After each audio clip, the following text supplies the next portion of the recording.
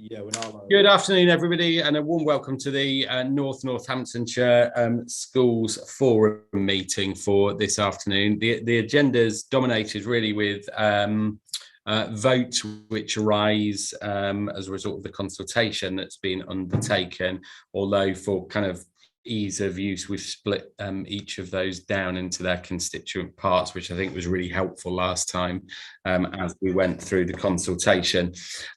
So just before we kind of move on to the main substance of things, have we, in terms of apologies, I know we've had apologies from Lee Hughes, but Annabelle Moore is representing Lee there, so welcome, Annabelle.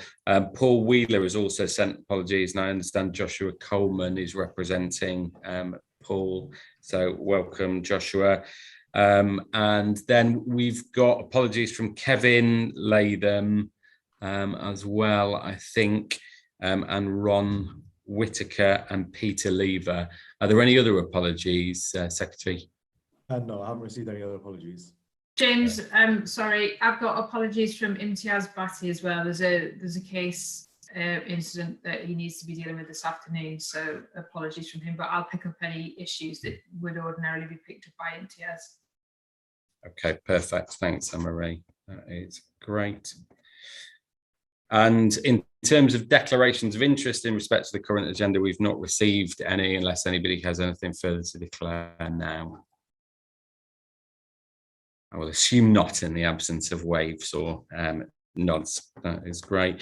And Raj, if you just advise on forum membership changes, because I understand that Kevin Latham has resigned from forum as the Special Academy representative. So does that mean we have a vacancy there on forum? Yeah, so Kevin informed me the other day that he's wishing to resign from the forum. So we'll begin the process now to look for a replacement in that sector. So hopefully, yeah, by the time of the next meeting, hopefully we should have a replacement. Yeah, perfect. Thank you. And if we move on to item 2, which is basically approval of the minutes that were held on the 4th of November and any feedback from there. I mean, most things are probably crossed off for the current agenda because it was about approval of the consultation document to go out. So I'll just double check page by page in terms of the minutes from last time. Does anybody have any comments on page 1? Page 2?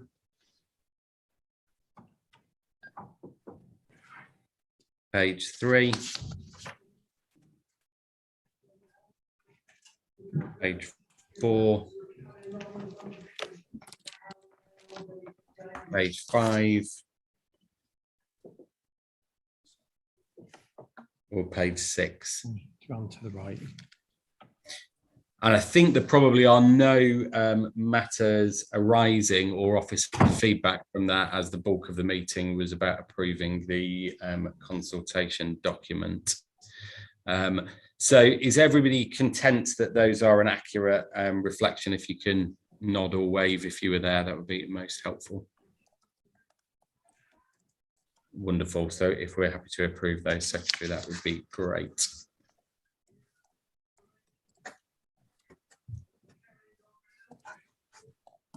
So for the first item is the Dsg Finance update. So I'm going to hand over to Yoki for this. There's no vote required on this. It's for information only. So Yoki, over to you.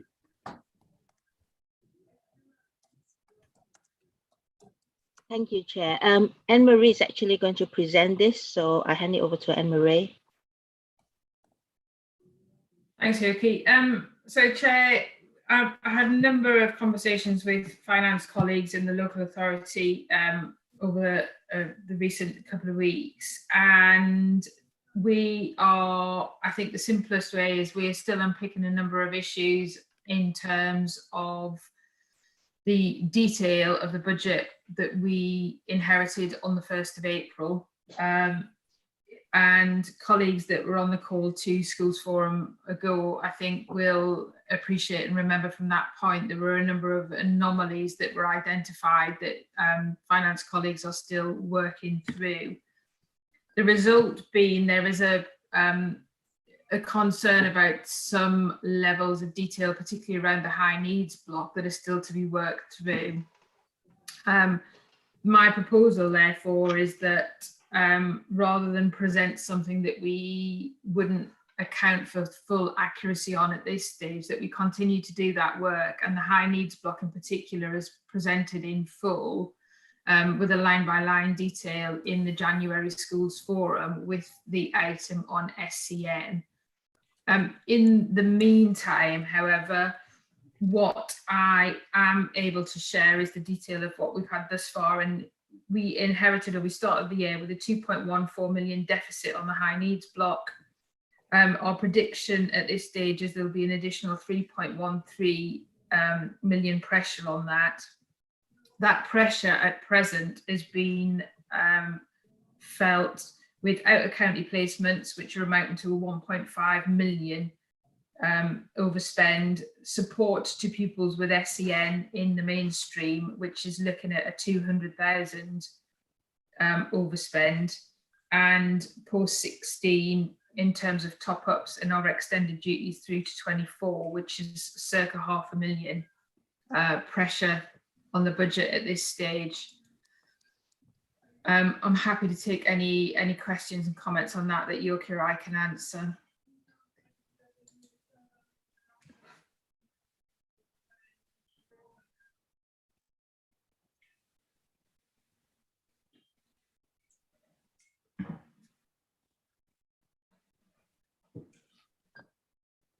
Anything from colleagues on that? Yes, Pat. Anne-Marie, can I ask a question about high needs funding? It may not be one that you're able to answer at this point. Yeah. We were given as a mainstream school, we were given the information that they weren't accepting at this point any more high needs funding applications back in March. Is that still the case? Or are they now accepting high needs funding applications for top-ups in mainstream? There's not a straightforward answer to that, Pat, unfortunately, but I'll do what I can in terms of a response that makes sense. First of all, I can't account for anything that happened mid-April when I started. What it has become clear is that there were a number of arrangements and a number of routes to access high needs funding, which wasn't then there wasn't parity across the piece, I think, and a number of head teacher colleagues that I've spoken to since I've been here have confirmed that to be the case. What I am trying to do with both finance colleagues and with EHCP officers and inclusion officers is try to understand how and where decisions have been made historically that have awarded funding to schools. We are absolutely confident that the funding that's attached to children is appropriate and is consistent and has been applied equally across the piece. We have a number of questions, hence the lack of robust financial information today. We have a number of questions about other awards that have been made by means of SLAs and funding agreements made individually to schools based upon either a school's circumstances or an individual's circumstances. And it's that level of detail that my colleague Neil Goddard, who I think is on the call, and finance colleagues are working through at the minute to understand that level of detail. I appreciate that schools are waiting and schools are being extremely patient with us as we try to unpick that. But I would appeal for a little more patience. I know that's hard, but I would appeal for just a little more time, because my expectation is in January, we'll be able to outline every single line of that funding where decisions have been made.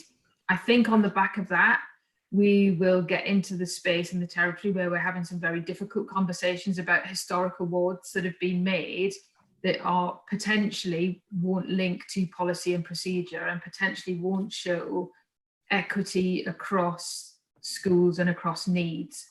But until we've got that full picture, it would be remiss of me, I think, to start to share that and to make decisions about what we will do in the future. Thank you. Thank you. Thanks, Pat.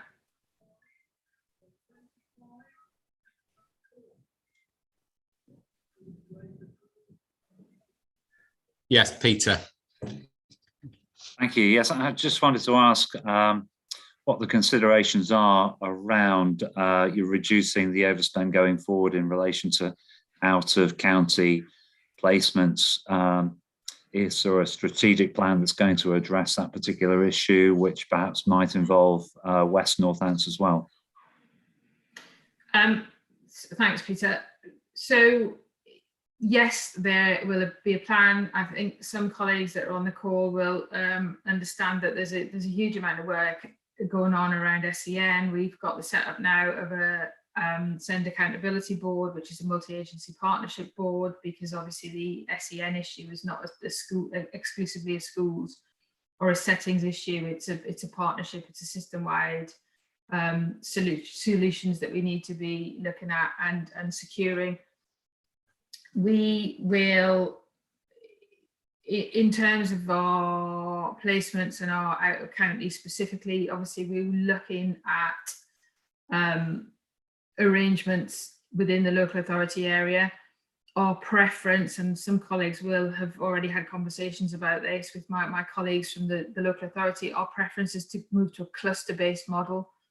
And that would be a cluster-based model that will look at SEN and support to children with special educational needs. But also it would be a cluster-based model that would look to children who require alternative provision and what that provision may or may not look like. It's very early days. We're just starting those conversations.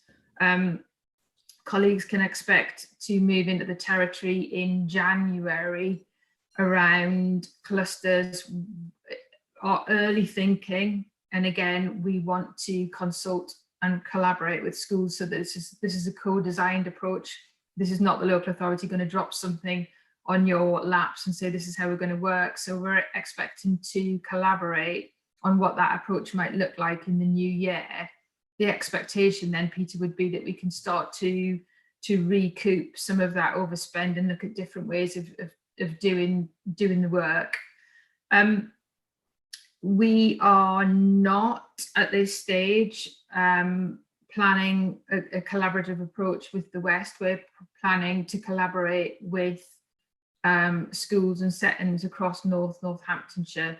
Obviously, there is some overlap, and colleagues will be quite well aware that we don't have our own alternative provision in Northamptonshire, and all of the alternative provision currently sits within the West, which is why we'd be looking to a cluster-based model within Northamptonshire. But again, we haven't made any decisions on this. It's very early. It's the start of a conversation. We want to start that conversation in full in January. My colleagues Imtiaz and Joe have had some conversations with some school and academy leaders in recent months, just to sound people out and get their early thoughts, as have I when I've been invited out to speak to head teachers. So there's a plan to have a plan, Peter, I think, but there's no detail of that at this stage. I think it's probably worth saying that when we get to the Forum Forward plan, there's significant items on high needs funding in January and I think both March. And the idea is that we would wish to explore those in detail. Joe. Can you just explain what a cluster-based model means? Because I'm not sure we have any clusters to base it on. So I just need to understand what a cluster-based model means. That's exactly right. Some areas of working have some cluster-based approaches that are essentially informal networks, Joe, at present.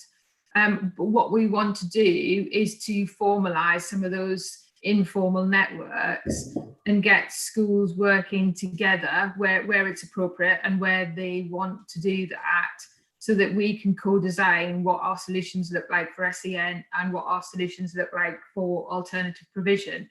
That's not to say it's one size fits all, and we appreciate that we have existing special school placements and special provision. We appreciate there are requirements for additional places. Again, that would be another stream of work that we'd be looking at. A lot of that work will come through the SEND Accountability Board when we look at provision, the availability and the cost of the provision. We need to do a lot of work around mapping, for example, in terms of what our needs are and how those needs can be met in the future. But we want to work with settings from the under 5s right through to post 16 to understand how we as a local authority can facilitate and broker a solution by the sector for the sector that will deal with some of the gnarly issues that we're all trying to address together, so that we're not passing the baton, if you like, of some of these challenges, but that we're collaboratively looking for a shared solution to some of the challenges that we've got. What we would like to do ideally is we would want to be investing some of that money that's going out of county, or some of that money that's going into some alternative provision providers back into schools within Northamptonshire, who are best placed to best understand their communities and best meet the needs of children in their local communities. So there is much to be explored here. It's an exciting time because we're looking at doing things very differently, but also it will challenge us because together we've got to find that solution. So we're not going to produce a blueprint in January. Let me assure you of that. But I suppose to give it perhaps a kind of concrete example, so it might be that if, for example, there was a successful cluster of schools working together in a behaviour and attendance partnership, for example, the aim would be that the local authority may give some funding to that behaviour and attendance partnership to arrange their own internal provision or whatever that would be.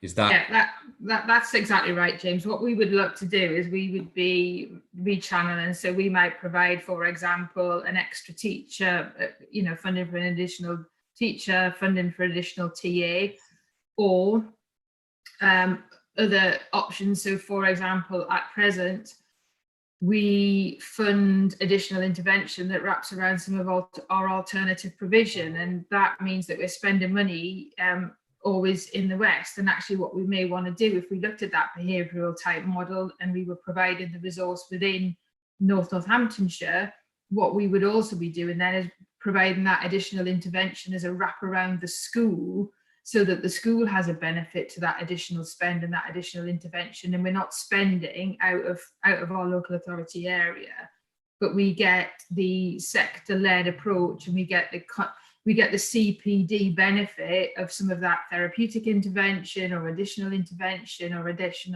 resource within our own schools, rather than spending money on schools that are outside of our local authority area. But I'm sure as you sit here and you think about it and you hear it, you have other options and you have other thoughts, reflections that you think may or may not work. And actually we're really keen to hear that, because what we want to do is we want to broker and facilitate the thing that will work for you guys. It's not about what the local authority wants, it's about how we can best support our children in the local authority area with you. Joe again. Sorry, I've probably Right. I've probably been on this forum for far too long. But what you're describing, Anne-Marie, it sounds great, but it was also what has happened in the past. So we had 2 years ago a considerable amount of money that was invested in this way, in trying out these different kinds of things. I don't know where that went. I don't know what happened as a result of it. So all I'm saying is, as we as a forum, if that's, we need to have some better ways of knowing what happens to all of this funding that goes somewhere. I see the wheel turning but not going anywhere. So that's just a comment, and it's about knowing what you want to achieve and having a very clear plan and some clear parameters, success criteria at the front. At the front, what is the purpose of this? Because otherwise we end up in an activity wheel where we all redo the things that we've done before. I don't disagree with the word that you've said, Joe. And that's, you know, that's the challenge. The local authority haven't done well enough monitoring and tracking outcomes, looking at the work that we're doing, looking at what we're achieving. And actually that's where we need to do better. Now, I appreciate, as do my colleagues in the local authority, that many of you will feel like, well, here we go again. And, you know, that's genuine, that's real, that's a thing. And, you know, but what we need to do is we need to persist. What we've got at the minute is going to create us an increasing and a year-on-year increasing financial pressure and an increasing financial problem. So, you know, notwithstanding some of these things have been tried before and maybe not progressed in the way that we would want them to have, it doesn't mean that we shouldn't try again. And actually, it's not about what I or what other local authority officers want. This is absolutely about what is going to be best for our children and what your expertise is. That's why we haven't got a blueprint, which is why we want to work with the sector, primary, secondary, the early years, to understand what is going to be best for children. We as the local authority are not the experts, but we want to listen to you and understand what it is we can do with you that's going to improve outcomes for our children. So, you know, we will try it. We will see where we get to. What we can't do is continue to do what we're doing at the minute because we can't afford to do it. And it's not best for the outcomes of our children in some circumstances. It is fantastic for the outcomes of most of our children most of the time, but we can't bankrupt ourselves, which is the direction that we're heading. Yeah, I think I'm just aware that we'll need to move on, because in a way we're probably treading on the toes of the items for January and March. I think it is the slight risk of when we discuss that in a bit more detail. I do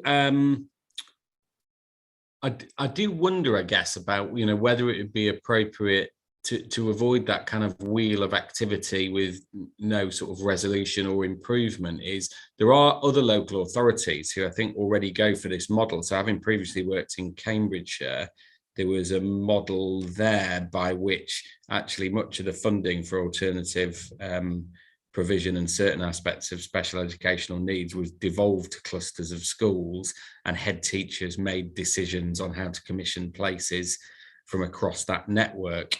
So I don't know if you think that would be appropriate, Anne-Marie, or not, but I wonder whether it would be interesting to kind of hear of models where we think something like that is in operation, and to then have the relative merits discussed.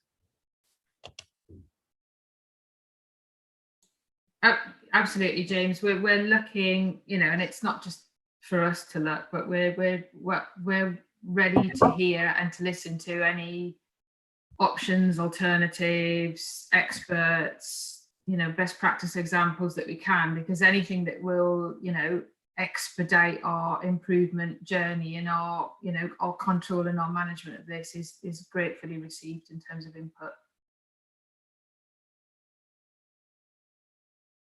Perfect, thank you. So we'll I've got two hands raised, so we'll take these two and finish on this point before we move on. So I think Peter first, and then L. Clark afterwards. Yeah, Peter. Thank you. Yes, I was just going to make a related point following on from your suggestion, James. If it's possible to look at local authorities in similar circumstances with a similar demographic and similar level of challenge to see how they've responded, both in relation to the proposed cluster model and any other models that might be proved to be effective in other situations, as well as consulting internally with colleagues within the authority as well. I think that would be very helpful.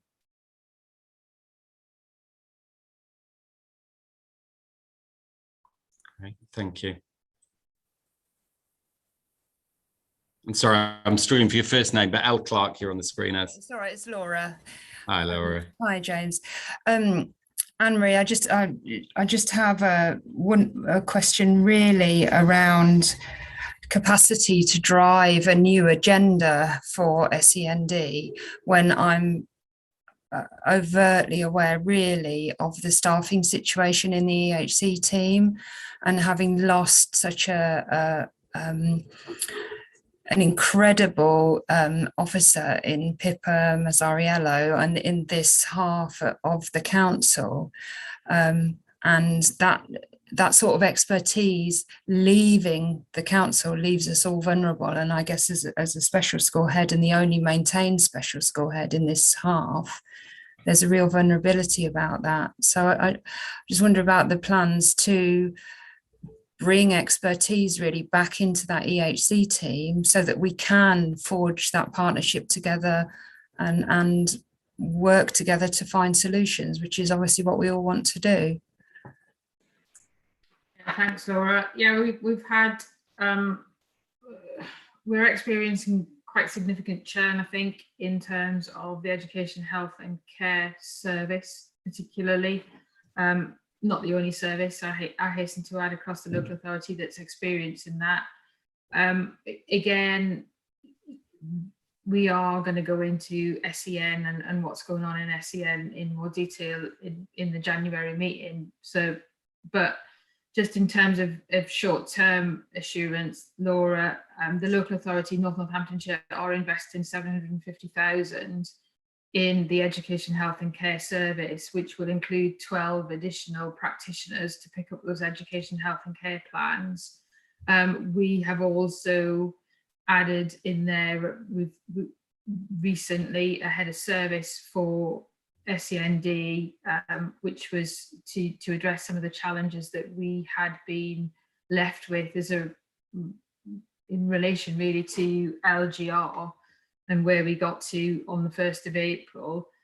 At every level within Northamptonshire, and Councillor Edwards is on the call, the SEN agenda and the pressure that's on that part of the system, if you like, within the local authority as well as across the wider system, is part and parcel of many conversations at many levels.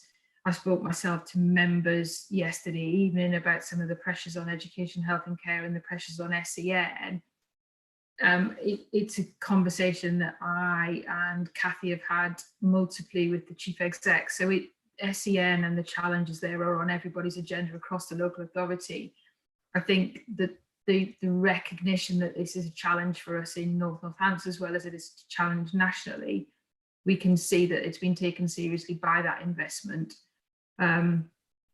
It's always devastating when a local authority in any post loses really great officers, and thank you for your comments on Pippa, they're very much appreciated and I will pass those on. But we must work, and we are competing actually with many local authorities in similar and much worse positions than us, but you know, it's a constant. So I'll give the assurance that I can that we're working on it and it's on everyone's agenda, and we will do everything that we can to improve the situation. Thank you, Anne-Marie. And I know that you're really aware of it and passionate about helping us work a way forward, as are we. I think my major concern is that as a school, and bearing in mind that we're across 3 sites now that we've grown into, we've been full ever before we came into September this year for next September. So all we're doing all of the time is turning children away, and the pressure that's putting down on mainstream schools must be massive as well. So anything that we can do to support, we certainly will. Thank you. Thank you, Laura. Thanks. And I think just as a final point, Anne-Marie and Raj, myself, we have kind of recognised that there's a need to devote, I think, a considerable amount of time at Forum to discussing this specific issue in the new year, as it probably is the most pressing thing. And Joe, you are right, as a Forum stalwart, it won't be the first time those conversations have been had in various forms. And I think, yeah, probably the imperative and perhaps the opportunity is to try and put something in place which is sustainable and which will meet the needs of the students that we serve. Because, you know, I think whether you mainstream or from special sector, there is undoubtedly increasing demand, and I cannot see that going anywhere. It's not just going to dissipate. So there's a need to make sure there is a long-term plan for that.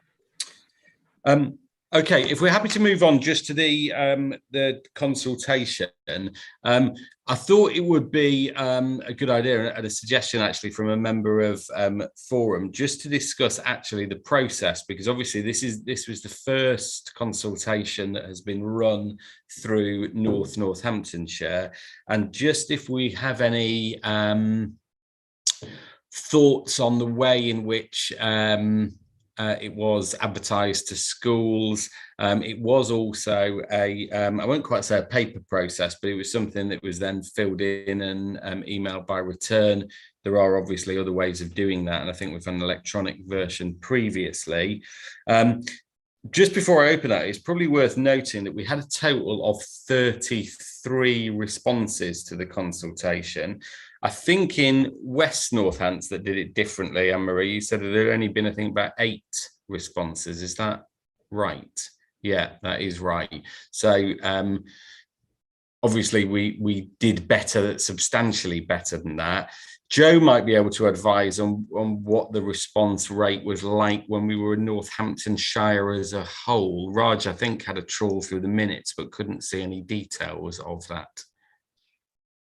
I'm not, if it's okay to speak, yeah. Responses are always, are often weak, I shouldn't say always, are often weak to these consultations because people don't have the time to trawl through the very many papers to understand what things actually mean. So I think that's the challenge of any kind of consultation of this kind, where there's a huge amount of back information, is that people just don't have the time to do that. And so the choices that they are presented with, they will either, and it was me that raised a concern about how this was done, having to print off a piece of paper, fill it out by hand, scan it back in, and then email it back to somebody.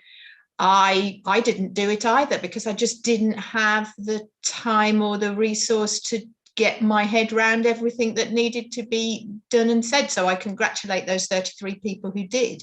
But I, that for me was, if we really want people's opinions about this, we've got to find ways that they understand what they're giving an opinion about, because this is critical to all of us. And if we want everybody to be on board with cluster working or whatever it is going forward, people have to understand the much bigger picture. And I don't have an answer to that, by the way. I'm not going to sit here and say I've got an answer, but I just do feel that there is some background to that. And if West Northamptonshire only got 8 responses, then we did a lot better. But we have a lot of schools, and we need to find a way of getting that. And my other, just for the future, as it's a consultation, when I searched on Northamptonshire website, it was not listed as a consultation. Now, I understand that's because it was only a consultation that head teachers were allowed to respond to, but it was a consultation and it wasn't listed on the County Council website in the consultation section. And that's where I looked for it. So then I had to email to ask for it because I'd missed the first one, but and I wasn't at the last meeting. But I think that we've got to find ways that we enable people to participate.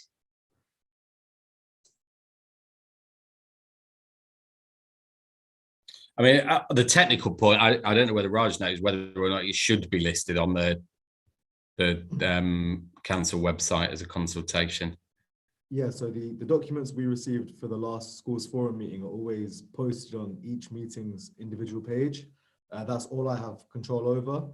I'm not sure whether Anne-Marie could maybe come in about where the consultation document will be found wider, but for us, it's just on the last meeting's page.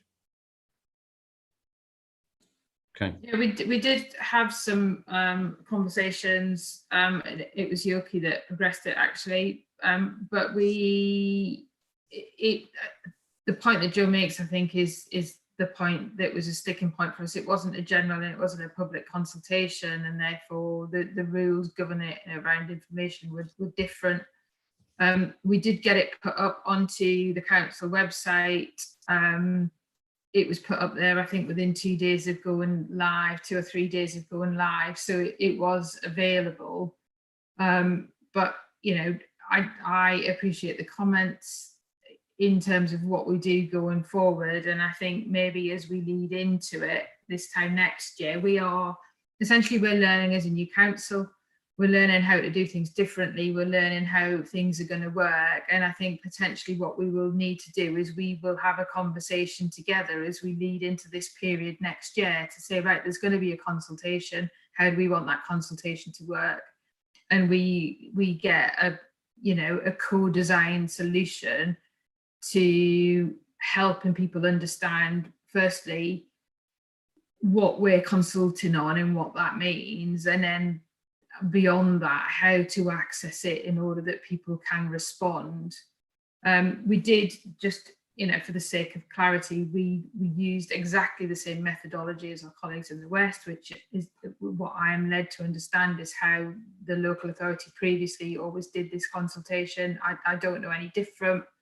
Joe, you're shaking your head. I've never done a consultation where I've had to print it off, write it in hand, scan it back in and send it off. It's been an electronic where you typed your responses in. As far as I'm aware, I've never responded in that way to a consultation. Then I don't know. I'm only going, I'm afraid I'm just going on what I've been told. Yeah, I mean, I suppose the thing I would say about media is, you know, it's like anything, isn't it? There will be a range of views about what is easiest and what is a preferred method. I mean, the fact we did get a higher level of consultation means, you know, it strikes me that it would be useful to have an electronic option. And then if someone does want to print it off, discuss it, handwriting it and email it in, then that should be fine as well. It's probably broadening the range of media in which one can contribute that is the best way forward, without kind of making that fragmented. I think that's probably the best approach as a general rule, I think. But I suppose the number that we had back would maybe mean that it wasn't an enormous barrier to participation from those who wish to make their voices known.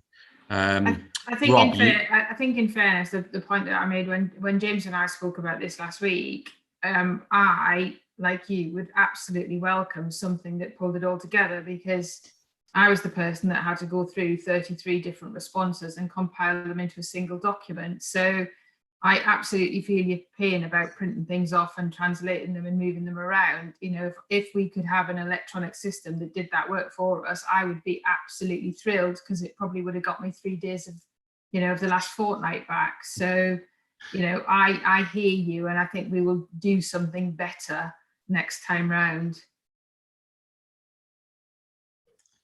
Rob. Thanks, James. Couple of things. One is, Anne-Marie, I do feel your pain. I do think it was, you know, the person who had to then, you in this case, had to go through all those scanned in documents. Yeah, that's a hugely time consuming job. I don't know whether you can use this, but I mean, you know, in our organisation, if we want to know those sorts of views, we put it on Microsoft Forms, and then it just comes back in, it automatically uploads into one Excel, which is much easier. I'm sure you're aware of that, and I'm sure the council looked at that as an option. The second thing was, the consultation started on the 5th of November.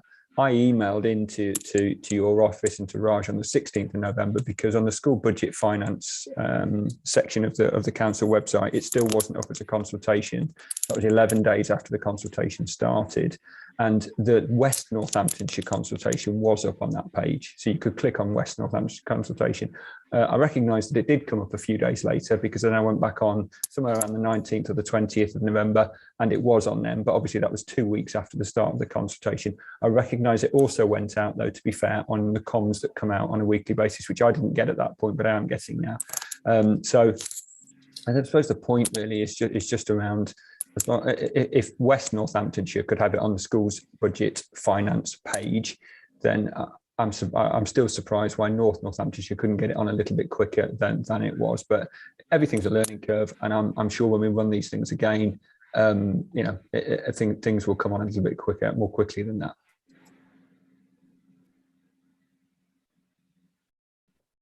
Yeah, thanks, Rob. Joe, is that you again, or is that a legacy hand? It is me again. Can I just ask one last question then from me? Why there was only one response allowed per school, and therefore you couldn't have a trust response because you don't have a school number? And so it was one response per school. Therefore, you can't ask governors to respond. You couldn't have your SENCO responding and your head teacher responding. It's just one. So I just wonder why it was just one per school. Marie and I did have a quick chat about that. I mean, I think you're right. Is there perhaps a need for a mapped voice to be heard within that process as distinct from individual schools? I guess one of the things that is a potential issue is that if it was allowed that there could be multiple responses from a single school, the risk would be potentially that one school could invite governors, business managers, head teachers to all respond individually, and within a relatively small sample size, that could conceivably mean one school making up 10% of their vote, which would probably need some thought and management about how that did happen when we did an electronic version before, but because you can tell from the IP address who's submitting it, it was very clear that a large number of responses came from one location, so it was easily identifiable, and then that was factored into how the responses were dealt with. I just think that in that limiting way of just one per school, it further limits participation and views and ideas. If we're looking for ideas of the way forward, we're placing that into the basket of that one person who responds.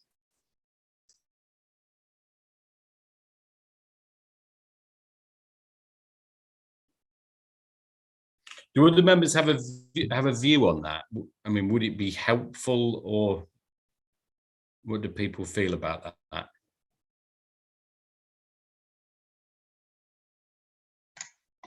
Can I just say something, James? Is that all right? Sure, yeah. I think the comments so far have been really helpful, because actually you kind of wonder, don't you, sitting in your role, if I'm the only one that feels this way. And of course, everything is ringing quite, musical in my ears, even though it's all on a very negative topic. We struggle to fully understand and grasp the complexities of what we're being asked to make decisions on. How will we ensure that that information is being received not only by head teachers, but also that wider group potentially? So yes, I think you're right, Joe, there should be a wider sampling, a wider use in ideas. It could still be one decision made by a school, but collectively, so you involve people in your discussions on the ground, perhaps, just to keep it equitable across the board in terms of surveying for information. But I held my hand up. I really do think that there's a better way of sharing this information so that a truer response can be had, possibly. And do you mean that, Sandra, in terms of like the format of it? Both, actually. So I think that clearer summaries for head teachers who are currently, we're in the realms of a pandemic. That's real. What we're doing day to day is not what we were doing 12 months ago, 18 months ago, and 2 years ago. So this time is not great. I think that's a challenge. Fabulous that we have had, an increased response. I think that's great. But in all honesty, I'm not sure that everything is heard and understood. And I say that because I work with other head teachers who also receive the papers, turn to me for further information. Well, they're then at an advantage potentially because I sit on this forum. Now that in itself is unfair. That they have access to that information. So I do think that there needs to be a look at kind of how the information is shared on topics that are so complicated. And I think everyone here, we're all intelligent people, but our time is about running our schools as well. Appreciating that some representatives on this body are, mat leaders and and other, you know, so I do think that there must be a better way, and that I don't know if another forum has already discovered that, but again, maybe there's a question around looking outwardly, and not maybe just trying to solve the problems ourselves. So looking to other local authorities and how they run their forums even. Yeah, I mean, yeah, it's an interesting point, isn't it? I mean, I guess that in some ways would be publicly available data through minutes, because it would be interesting to know how kind of different forums response rates are.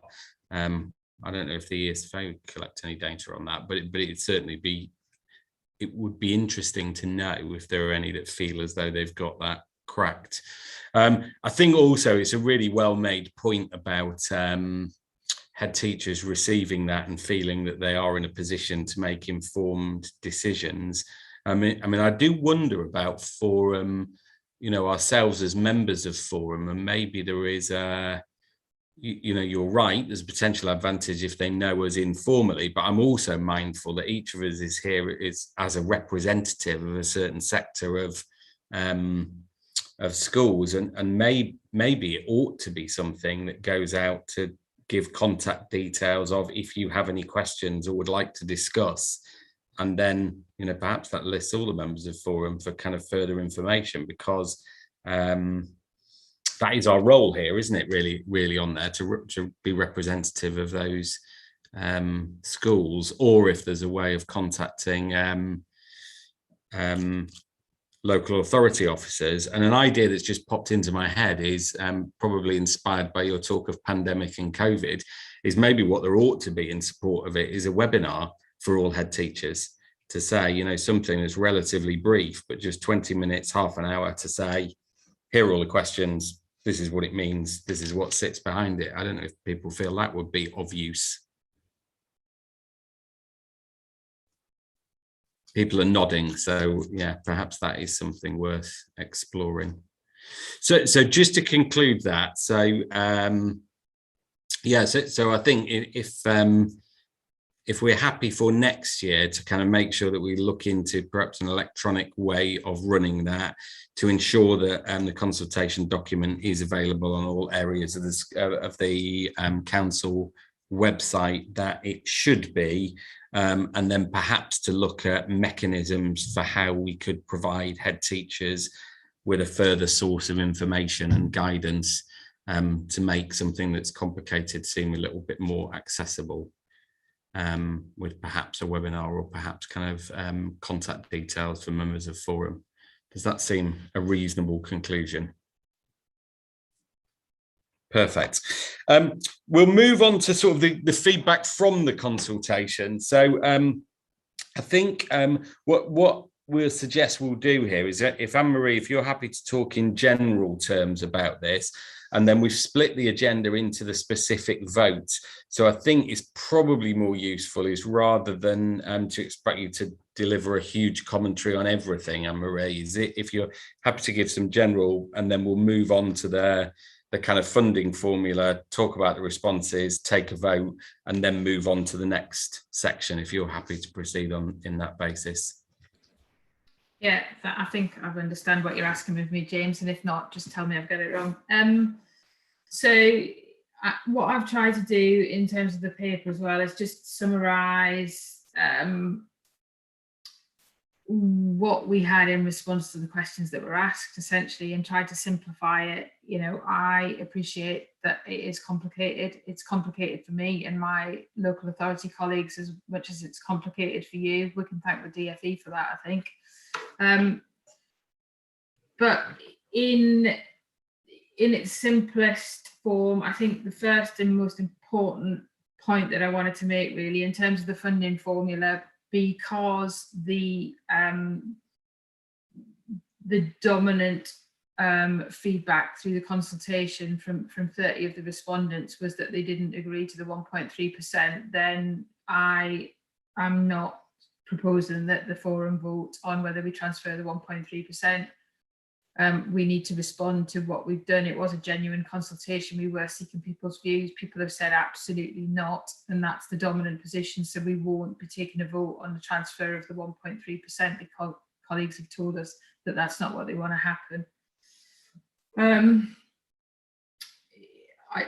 I didn't understand, James. Do you want me to go through the whole of the report, or do you want to take votes then as we go through it?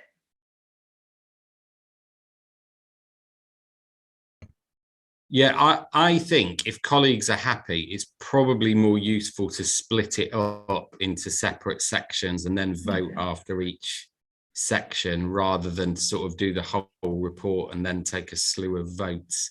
Are members forum happy with that approach? Great. So yeah, so I think yeah, so if on the agenda, we're moving on to item 6 here, which is really the vote on the funding formula. So obviously, as Anne-Marie has explained, is that proposed transfer of 1.3, the local authority won't pursue that any further, as there is no support for that in terms of the consultation.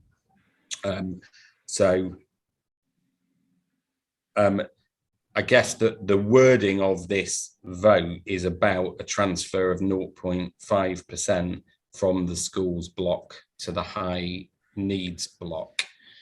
Is that correct, Raj? Is that what we're voting on for that funding formula? Yeah, so we're voting on the preferred funding formula. So if that's what's on the report, then yeah. Yeah, great. So are there any, before we take that vote, are there any further questions of Anne-Marie on that particular point? So, so the vote is for a transfer of 0.5% from the schools block to the high needs block. For all those who are in favour, if you could raise your hands, please.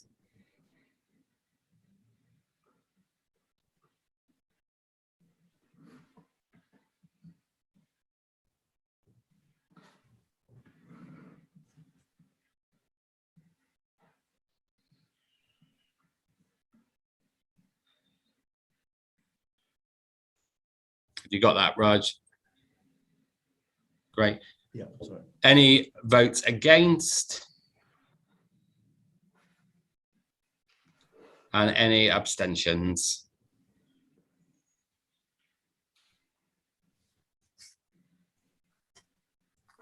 Perfect, thank you.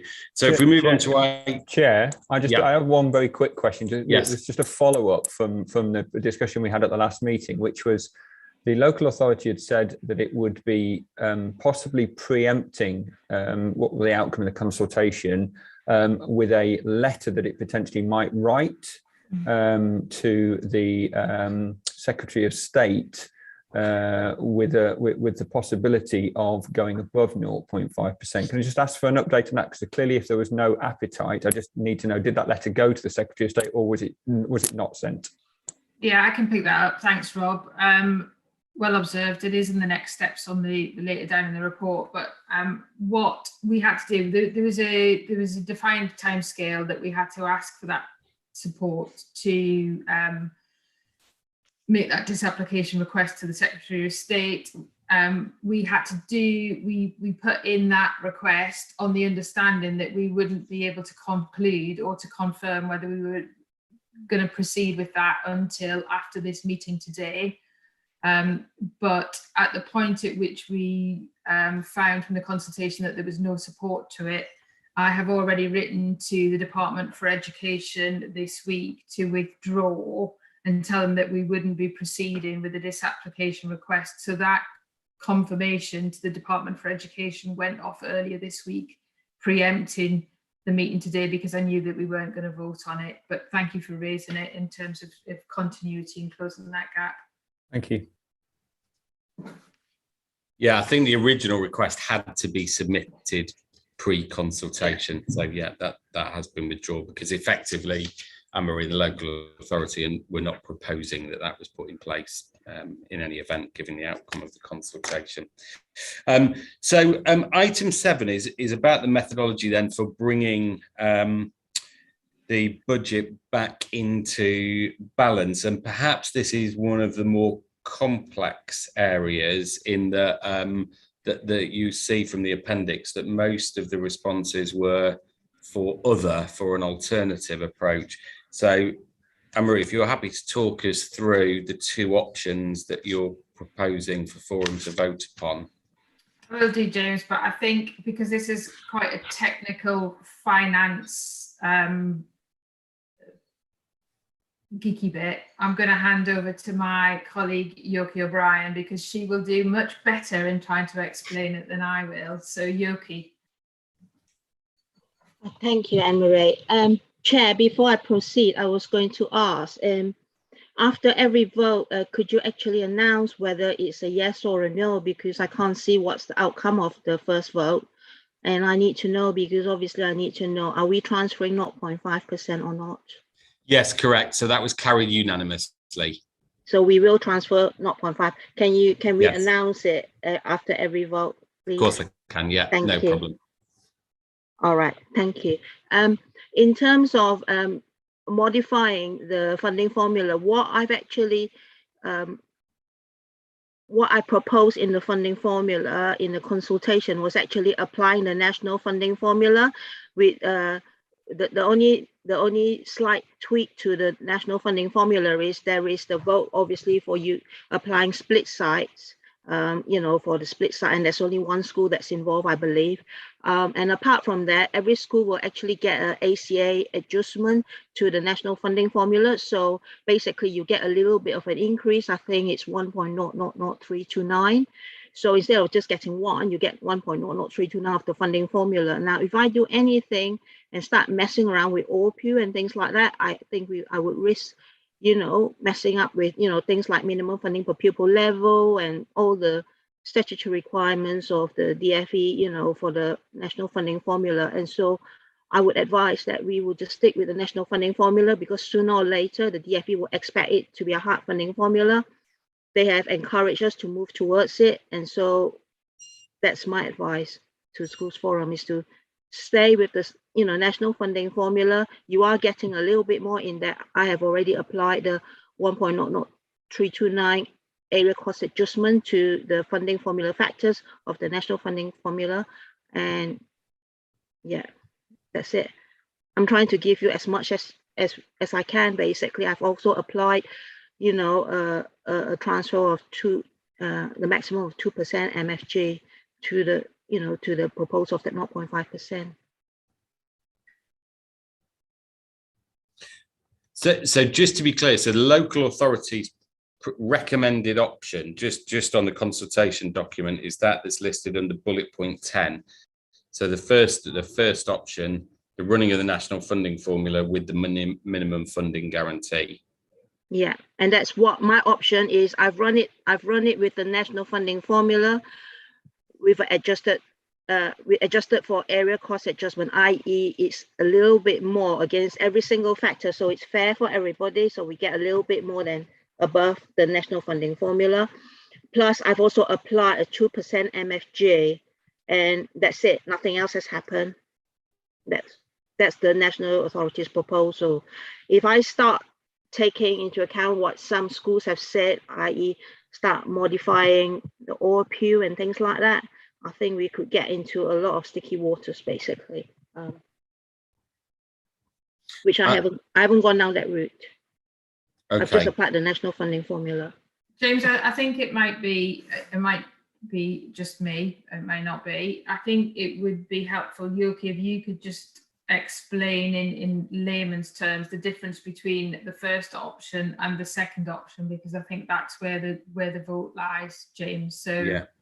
So if colleagues could understand, Yoki, what option 1 is, which is running of the national funding formula with the minimum funding guarantee, or option 2, which is a cap on per pupil increase with the minimum funding guarantee, I think that's where the vote sits. So that's the bit that colleagues need to understand.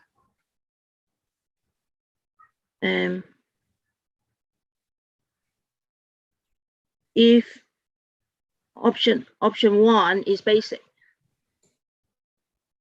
if I were to transfer, no, option 1, obviously the first question was to transfer 0.5%, which we voted on, and the second question is, would I will there be a reduction of the floor? At the moment, I've run it. I've not reduced any floor. I've just given the, the maximum. I can give schools, I have to give schools minimum funding guarantee between 0.5% and 2%. In running my my model, I have actually applied 2%. I've applied the maximum I can give you. Okay, so there is no reduction in what I've proposed. Have I applied a cap on the pupil increases? In the proposed model, there is no cap on pupil increases. Obviously, this may change when I run the actual funding formula following the funding settlement that will, come out in a few days' time. This is what I will bring back to the forum in January. Obviously, having applied the new census figures based on census October 2021 census, then you will have to make another, decision on whether or not which option you like to choose. But as it stands, I haven't reduced anything. I've given you the maximum minimum funding guarantee. I've given you, I've not messed around with any of the other factors at all. I've just applied the national funding formula. This may be me, but I'm a bit unclear about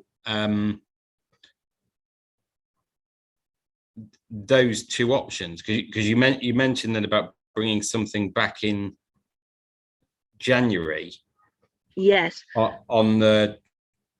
Okay, let me explain what happens. Okay, so my model at present, okay, it has been run using October 2020 census, so that I can compare it like for like with the current year's funding formula for 21-22.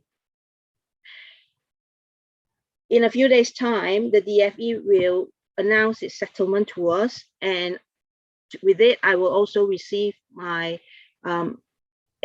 my new APT with the October 2021 census data. So basically, the data set will change. Okay, it will be different compared to what I've applied, because this is using the October 2020 data set. So that's the first consideration you need to think, because obviously the pupil numbers might change a little bit for individual schools. The pupil characteristics might change slightly. The other option, obviously, is we will also get some money for growth coming in. Now, when I ran this funding formula, I have assumed the growth is the same as at 21-22, because at that point in time in July, we have not been informed what our growth will be. Okay, so there will be a little bit more money coming in. I've assumed it will stay at 1.339. It may be that, it may be more, it may be less in a few days' time. Those things obviously could affect the differences in the figures that I've modeled now, but it all depends. However, the principles of how I will apply the funding when I run the APT for January is, the questions asked there is, one of the few things I will need to do is I will try my best to apply the maximum MFG of 2% for all schools. Okay, that's step one. Step two, if in the event that I have insufficient funding to run the funding formula, then I will need to, in order to generate funding to run the formula equitably, I may need to cap certain schools. So then that's where those questions will come in. Do I reduce the MFG, or do I cap certain schools, have the MFG at 2% and then cap certain schools, or set the cap at say 2%, that no school get more than 2% increase, or do I set a lower MFG and don't cap any schools? Do you hear what? Yeah, so I guess. But those, I will bring those to the schools forum next in January, and you obviously need to decide on that. Obviously the option, but I will apply. Your decision today is almost like a decision in principle of what you want me to do, and I will try my best to deliver that. But in the event I can't, then I will present more options to you to make that decision in January.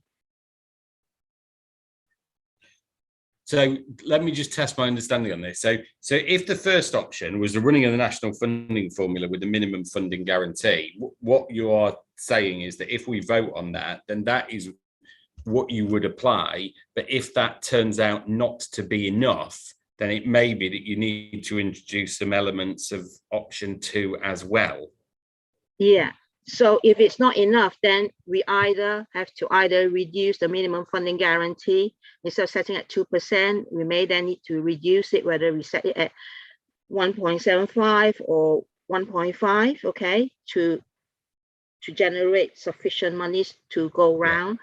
Yeah. Or we set 2%, but cap those schools that have, because not all schools will only get 2%. That is the minimum funding guarantee of 2%. Yeah. Some schools might get 8%, they might get 5%, you know, or some might get off the chart, some might even get 15%, and there has been instances like that. So in those events, would you want me to then cap those schools at they can get no more than 2%, or, you know, cap it at a certain level? And do I apply the cap just on 50% of the budget, or do I apply it on 100%, scale it, you know, at 100%, or just at 50, you know, half of it? It is those options. That is the decision you will need to make in January once I have the final settlement and I've modeled those figures for you. But for now, what I need to know from you is, as a starting point, the decision, if you want me, as a starting point, you want me to run a formula using 2% MFG, and then, you know, apply what growth is, apply what, you know, do you want me to apply a cap or not? You know, that sort of thing. That's what those questions are for. Okay. Sorry, Joe, I'm just aware you've had your hand raised there. So can I just for clarity, based upon the 2020 numbers, the model that you've run so far indicates that an MFG of 2% and no cap is affordable based upon the 2020 numbers. Yeah. And if our census is as per, you know, the 2020 numbers, then yes, it is affordable. Okay. And I wouldn't have to cap, and I will still give you your 2% MFG. Okay, so I think what our vote is to, I think we do have to vote, because we have to give the steer back to you about which is our preferred option as you model, and which is the one that that's our bottom line that we need to make sure is in place, as opposed to coming back to us with several different models. It's getting the baseline in place for me. Yeah, perfect, Joe. That's really helpful.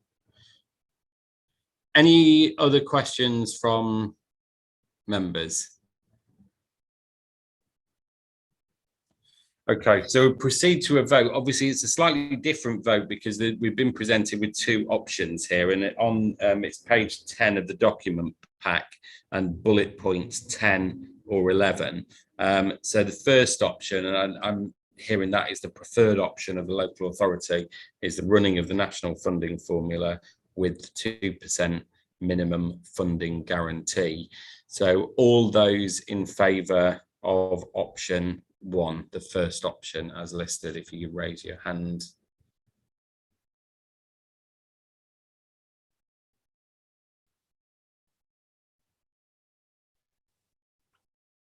Yeah, I've got that down, James. And any in favour of the second option, the cap on per pupil increase is with the minimum funding guarantee.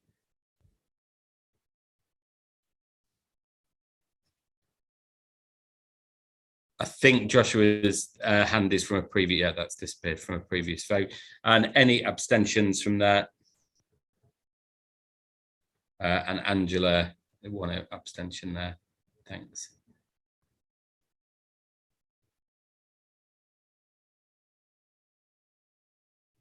Joe, is your hand up erroneously there? Yeah. No, it's not up erroneously. It's if 1 isn't possible, we have to go to 2. Yeah, So it's not an either or vote, is it? no, but obviously, But I think it's what you do first. Is Yeah, it? oh Is yeah, it so I right? vote for, so when we say first option, second option, we're voting for which one we do first. Is that what we mean by first Yes. option, second Yes. option? my So first we option would be probably to run will it at have to- NFF and then with a 2% MFJ. Okay, if it's affordable, that's it. We don't have to do anything else. Yeah. If it isn't affordable, then I will run another option for you and model it at a different, you know, do we do it? Do I reduce the MFG No, I think or do I that's, cap it? sorry, I think we're saying that we want 2% of MFG. Yeah. And then if that is not affordable with a cap, then there is a cap. That's what I'm voting for. So I just want to be clear that I'm not voting that we would reduce the MFG if we can't afford the whole package. Okay. I'm voting to say 2% MFG. If we can't afford 2% MFG and no cap, then we cap. Okay. That's what I'm voting for. I just want to be clear there because I'm not sure that I'm voting for the right thing. Okay, so if there's insufficient monies, we will still have 2% MFG, but we cap. And at what rate do you want to cap it?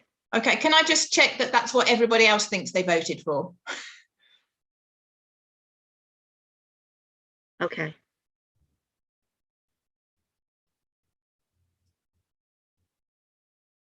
Are we all happy with that? I'm happy with that. Are you happy with that? And if I cap at, how do you want me to cap? Do you want me to set the cap at 2% as well? Or do you want me to set the cap at higher? I don't know. Would I that can not bring be what you- options. Pardon? Sorry, Chair, do you mind? That bit is the bit that I imagine you will come back to us in January about. Yeah. Okay, so we're not setting any caps at this point. You're going ahead with the 2% and okay. I think If there's I've understood insufficient as well. monies, I will model And come back a number to- of models and I'll come back and you can decide. Okay. Yes, I think that has to be right. When you've got the right figures, then that's revisited in January with the updated accurate figures. Yeah. And then if there are amendments needed, I suppose what I think we're voting on is to set a sort of principle for how you'll model that. Yes. And then if that doesn't work for whatever reason or it's problematic, then we come back in January and say, this is what we would need to cap that at in order to bring it back into balance. Yes, that's correct. Does that sound right? Yes, Perfect. it does. Okay. Great. So the next item is on the funding of outreach services. And yeah, Anne-Marie, if you're happy to kind of talk us through what the consultation is telling us there. Thanks, James. I'll try and hopefully things will get simpler again now. I'll try anyway. So essentially, what we were asking was around the funding of the sensory impairment services and the specialist support services in this area of business.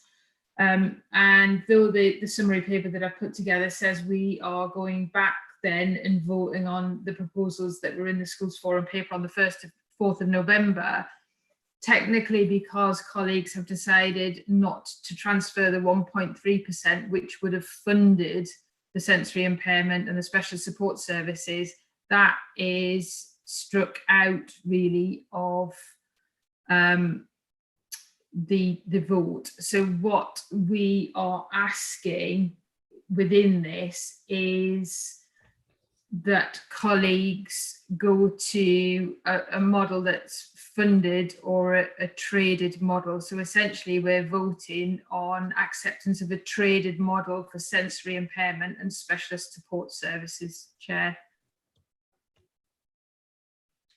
And can you just talk us through the fundamental differences between those two options?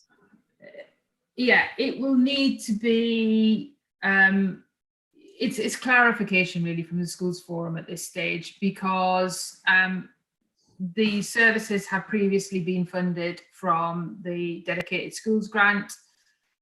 It's clear that the funding from the dedicated schools grant is not in support of continuing that position.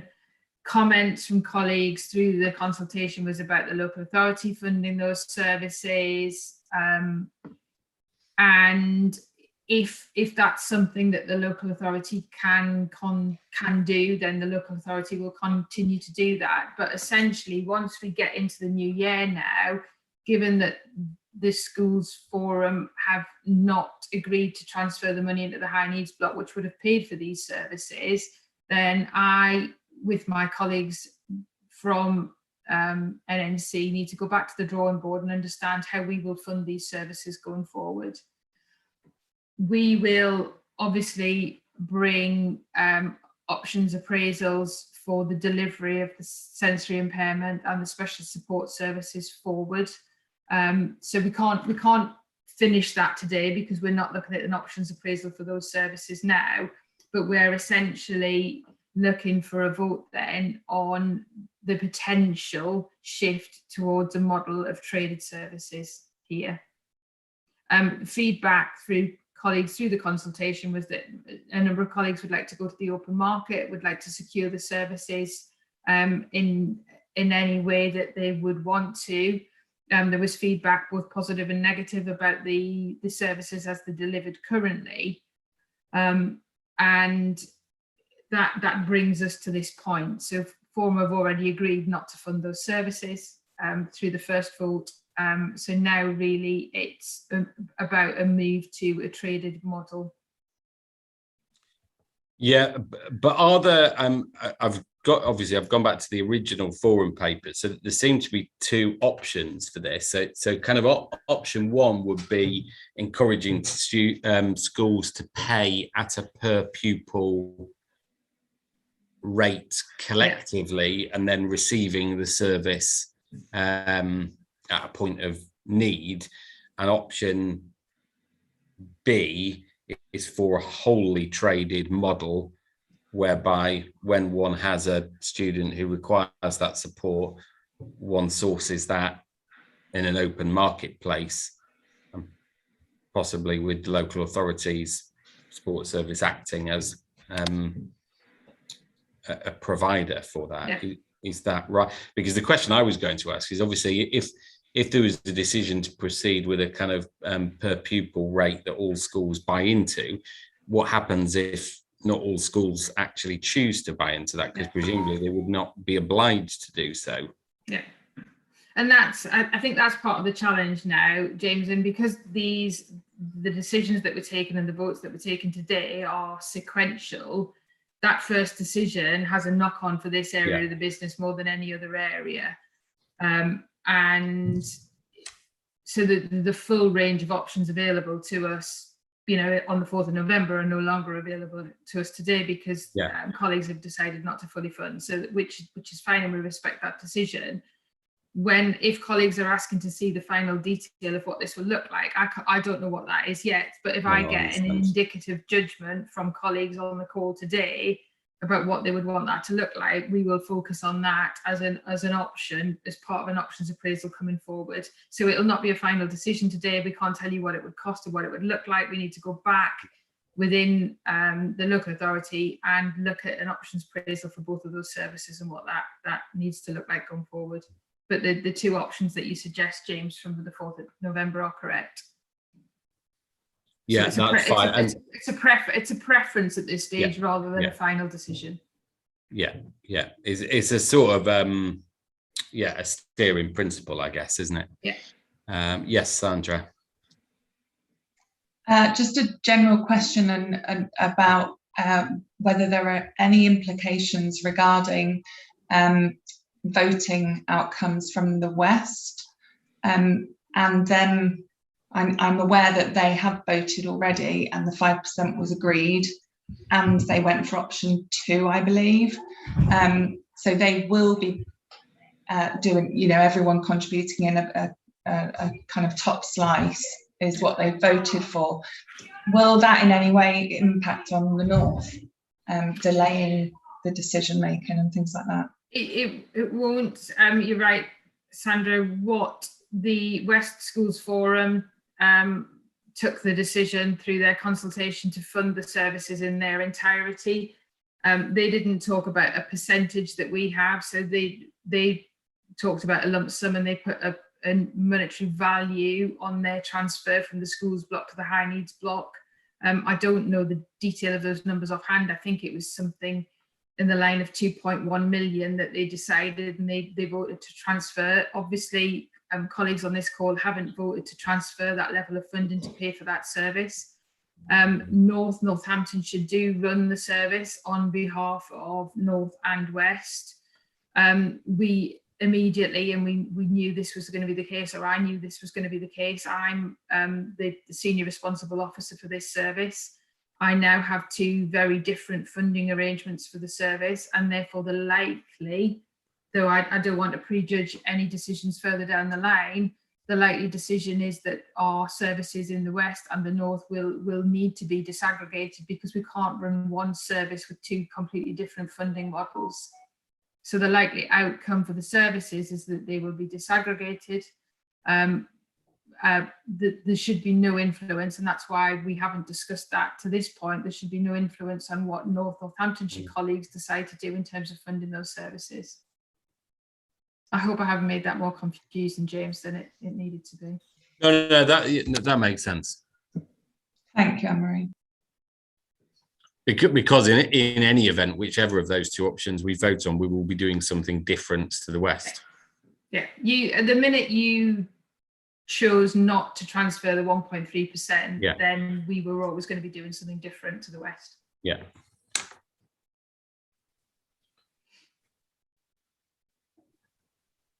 Any other questions?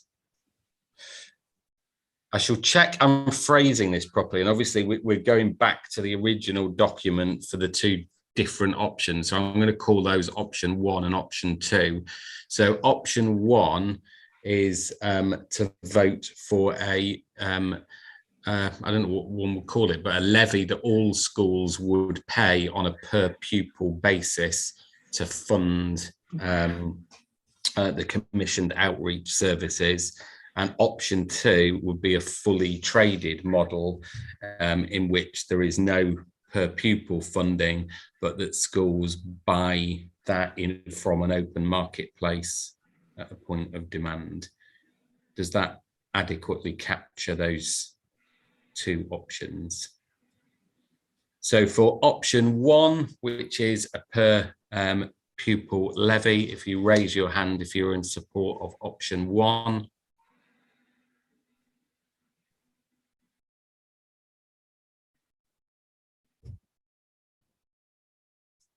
And if you are in support of option 2, which is the fully traded model, the open marketplace.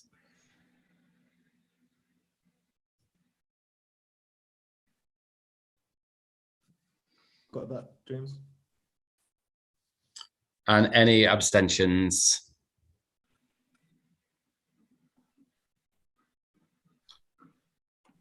And yeah, 1 abstention there, I think.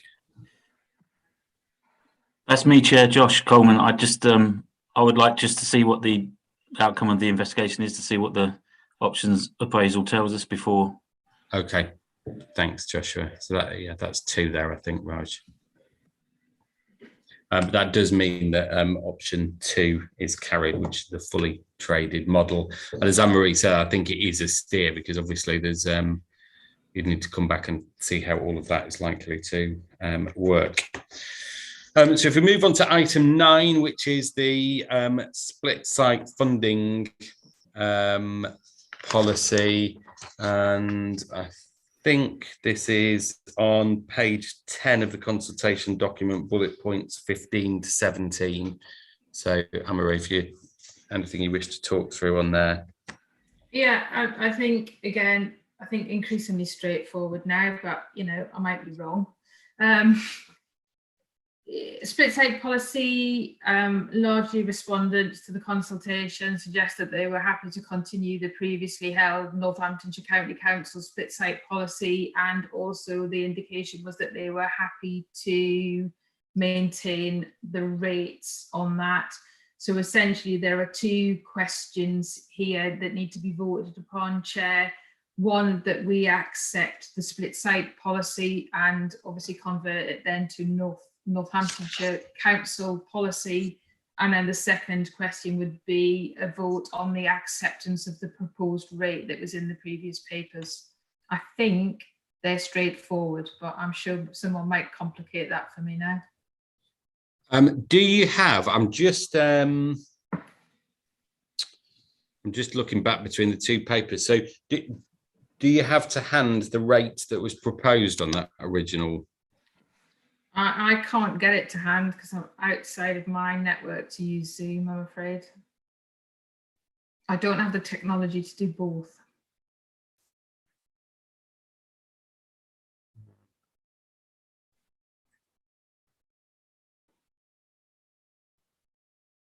I may do, but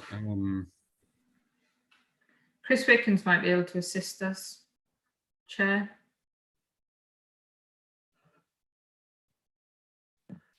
I'm just having a look now, Anne-Marie.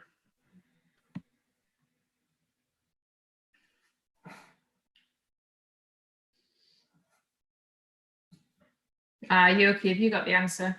Yes, I've got the paper up here. Hold on.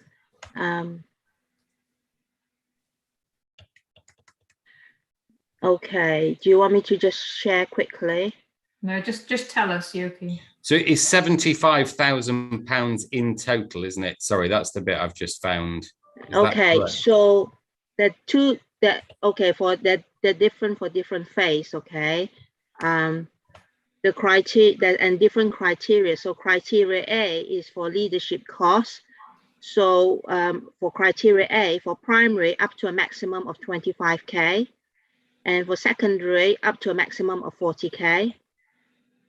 And then for criteria B is for building, care and maintenance.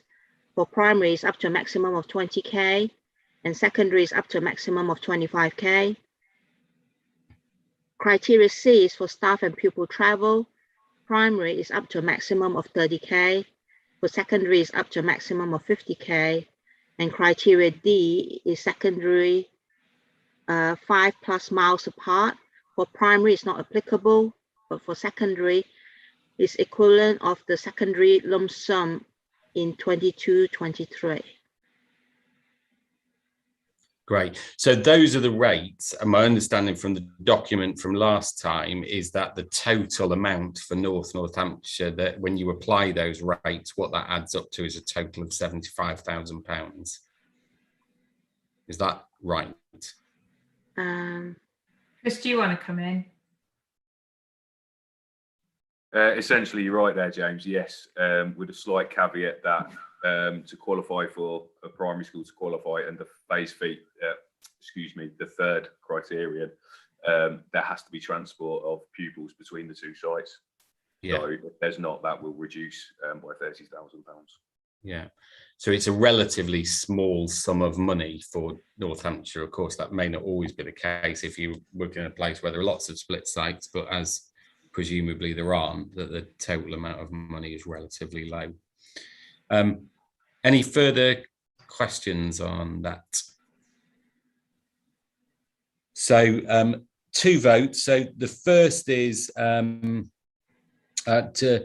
basically, I mean, the first vote is acceptance of the policy. Is that right, Anne-Marie? Yeah. Yeah, that's right. Yeah. So all those in favour of accepting the split site policy, if you raise your hand.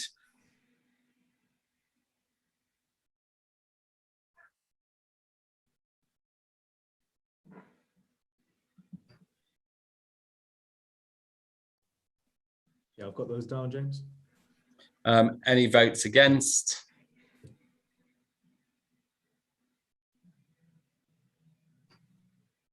And any abstentions? So that vote is carried unanimously. And in terms of acceptance of the rate, all those in favour, if you raise your hand.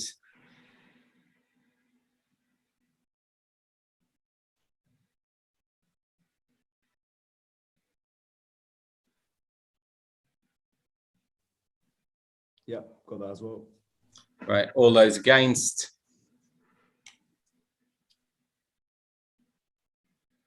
And any abstentions?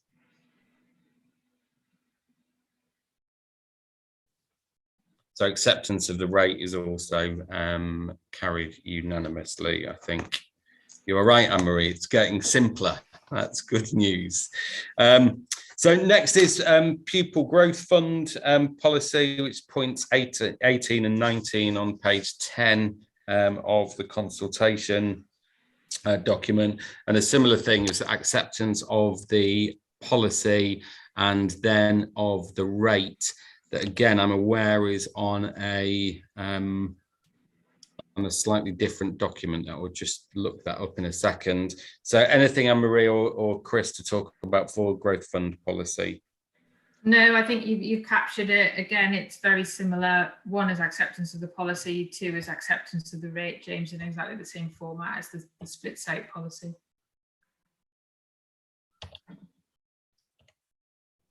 Perfect, that's great. So if we vote on that, so first of all those in favour of acceptance of the pupil growth fund policy?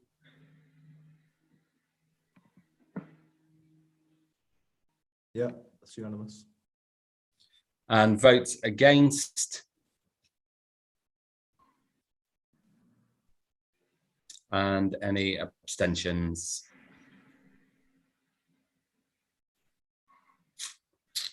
So that's been approved unanimously. And on the growth fund rate, all those voting in favour to accept the rate?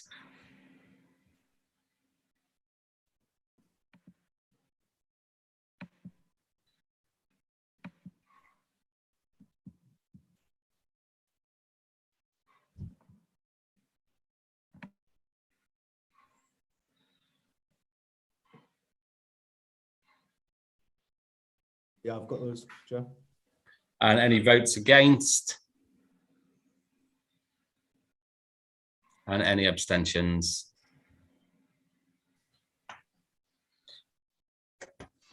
And that again is carried unanimously.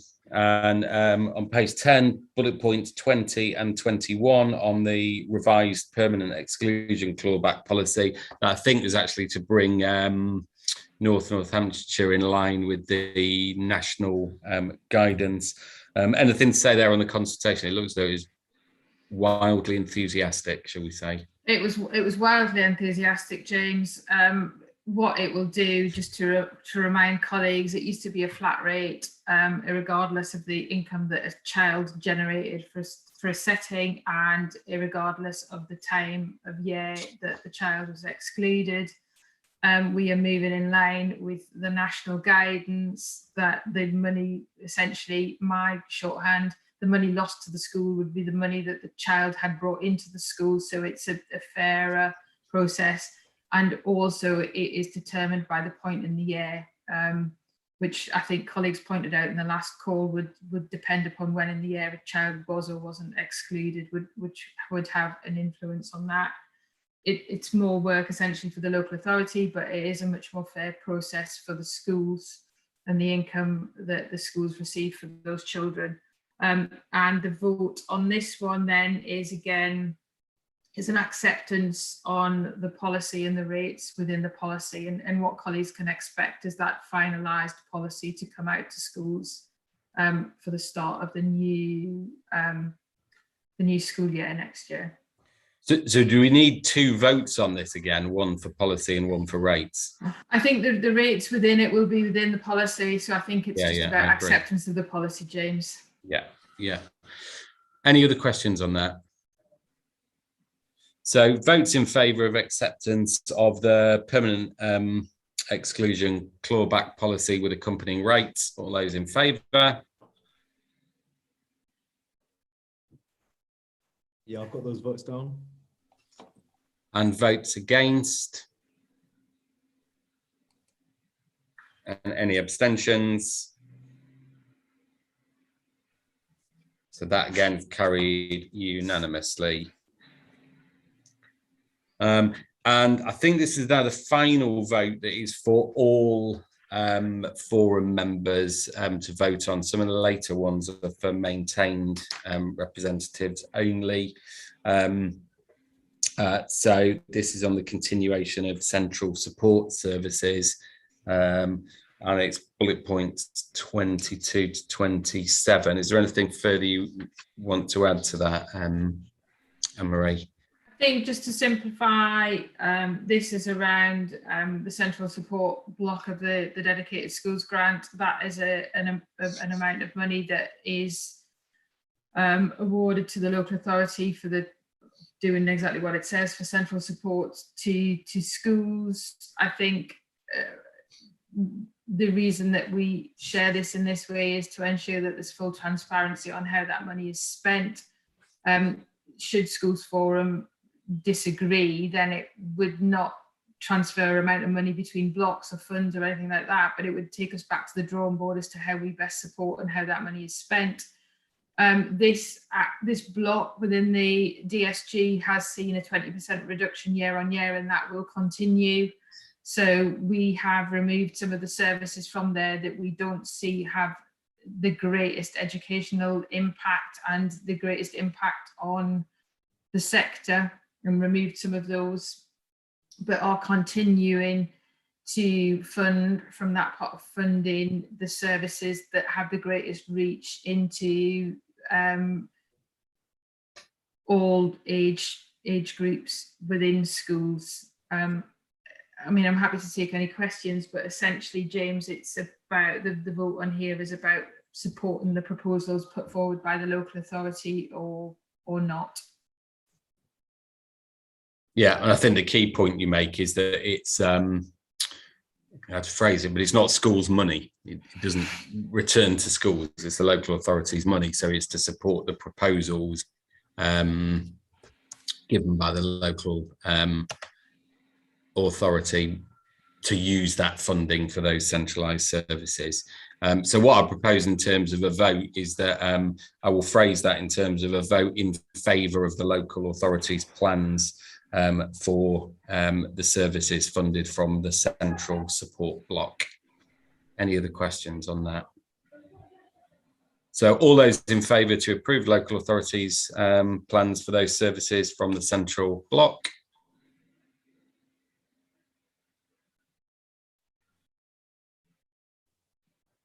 Yeah, I've got those down. And votes against those proposals? And any abstentions? And that is also carried unanimously.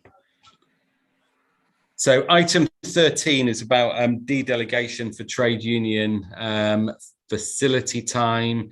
And this is for maintained schools only to vote upon. So I don't know if anything to add there, Anne-Marie, before we move to a vote.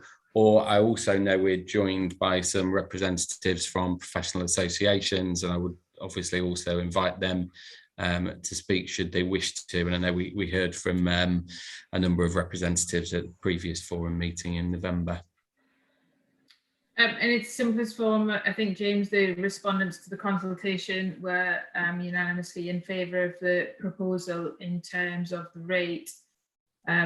So the vote would be around acceptance of the de-delegation. Yeah, and Richard. Thank you, Richard Paul from Unison. Thank you for that, Anne-Marie. I understand that people are in favour.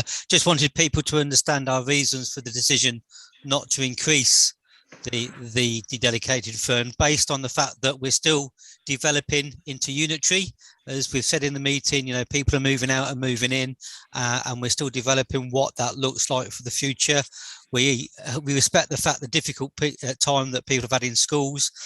In our consultation with schools, they understand that since September, it's been more difficult to manage things in schools since September than in lockdown. I think a lot of people will acknowledge that.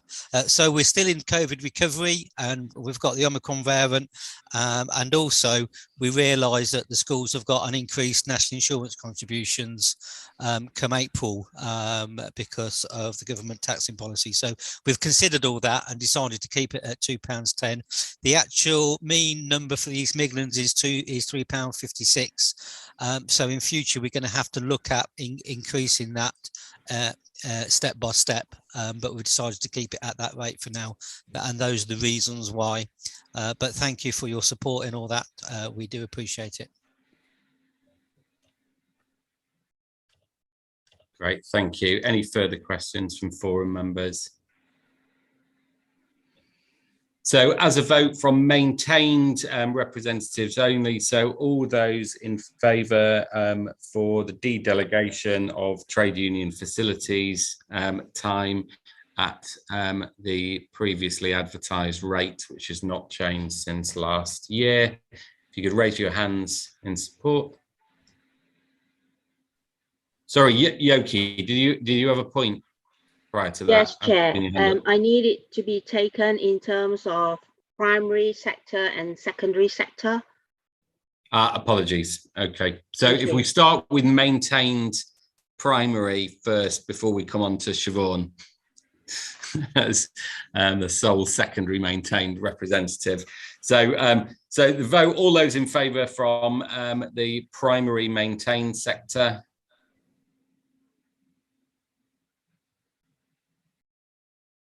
Voted that. And votes against? And any abstentions? That vote has carried. And from second, oh, sorry, Angela, I spotted you in time.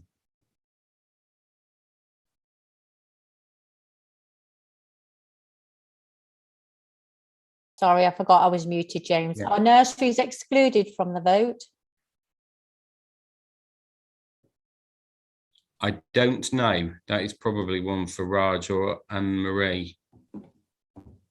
Yogi has got hand up.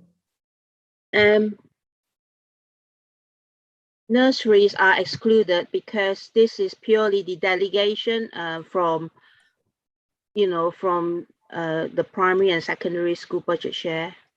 Okay, that's fine. I just didn't vote and I didn't know about I was supposed to vote. That's fine, thank you. Just needed clarity. Great, thanks, Angela. Thank you. And for secondary maintained, which is Siobhan. So if you're in favour, Siobhan, if you're happy to, and we go. And obviously there won't then be votes against or abstention. So that also is unanimously carried. So thanks to all, and for trade union colleagues, you're more than welcome to stay for the rest of it. I know you've had a long wait to get through to that vote, so entirely your choice whether you wish to stay or not. Totally up to you. But thanks for waiting around and your patience as we got to that. Thanks. The next vote is again dedelegation for school effectiveness. And Yoki, is this again, does this need to be split into primary and secondary or not? In theory, it should be split into primary and secondary, but historically, I don't think the secondary participated in it. But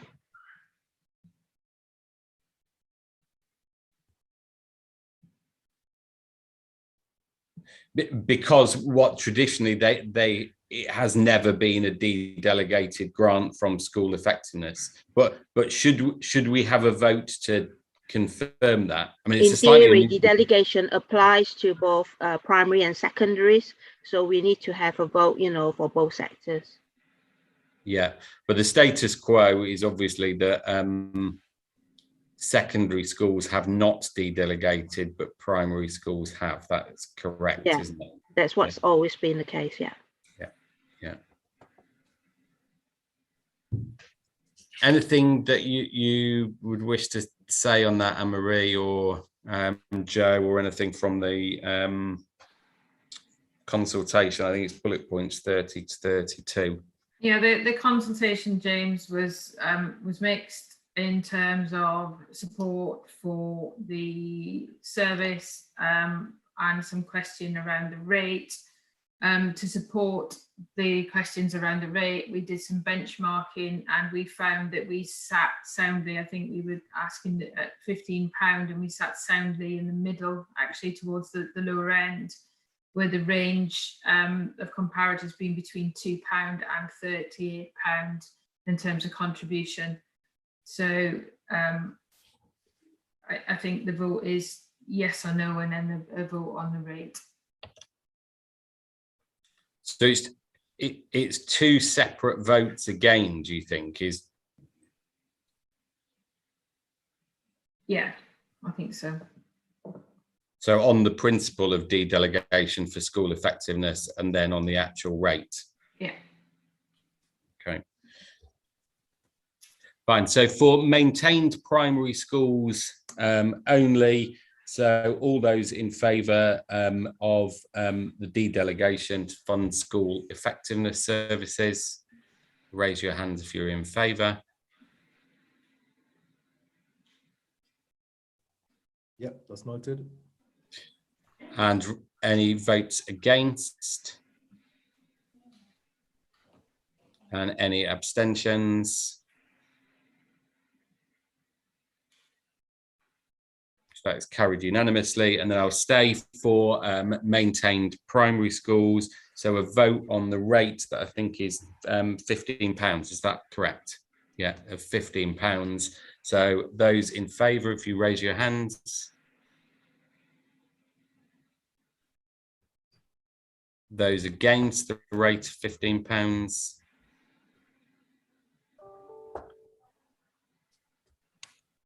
And abstentions.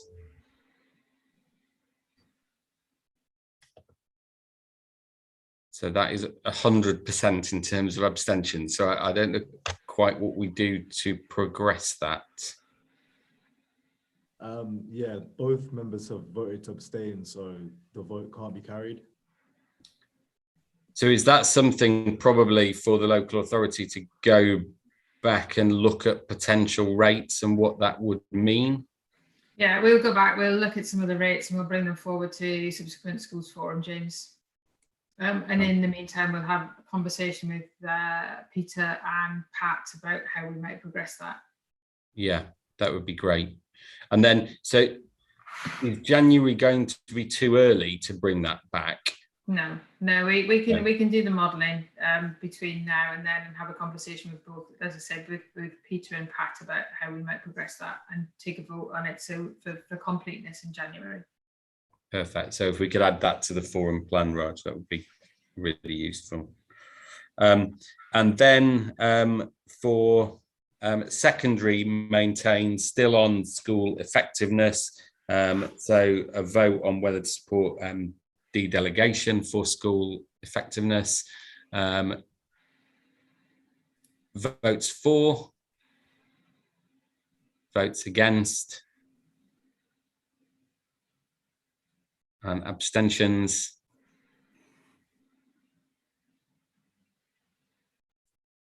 So I guess that means that yeah, we must then continue with the status quo, which is that there is not a de-delegation for school effectiveness from secondary maintained sector. And the next one onto item 15 is de-delegation for redundancy costs. And again, I probably need Yoki to advise me on this, because I understand precedent is that is something that there has been contribution to by maintained primary schools, but not by maintained secondary schools. Is that correct? Yes, that is correct. But we still need to vote for both primary and secondary to confirm those positions. Okay, and is there anything, there are a number of bullet points, well, I think there's 2 bullet points on there, because there was I think a split on the consultation, and also one of the proposals was on an increase in rate, as I recall from last time. So I don't know if there's anything further you want to add on that, Anne-Marie or Yoki. I think that's it. I think this is a very mixed picture in terms of the consultation, James, as you've just outlined. It was a mixed response in terms of support to it and also about the rate.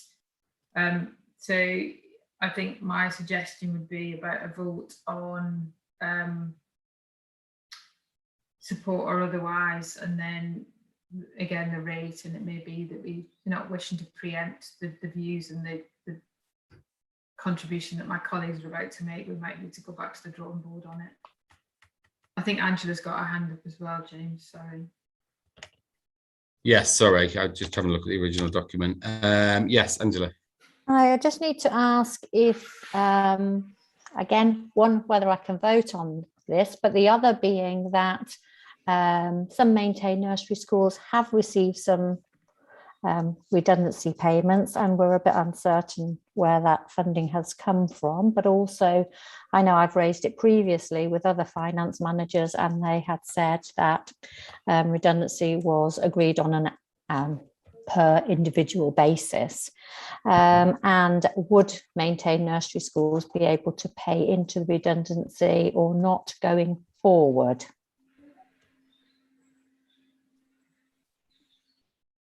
So I have two questions there. One is about whether I can vote, and the other is, nursery schools have had redundancy. I'm uncertain whether it was out of the primary, secondary redundancy pot from early years, and if it did come out of that, is there an expectation that we would have to pay in going forward, or again, where it comes from? You may not be able to answer it today. You may have to go back and find out, but just if I can raise that, please.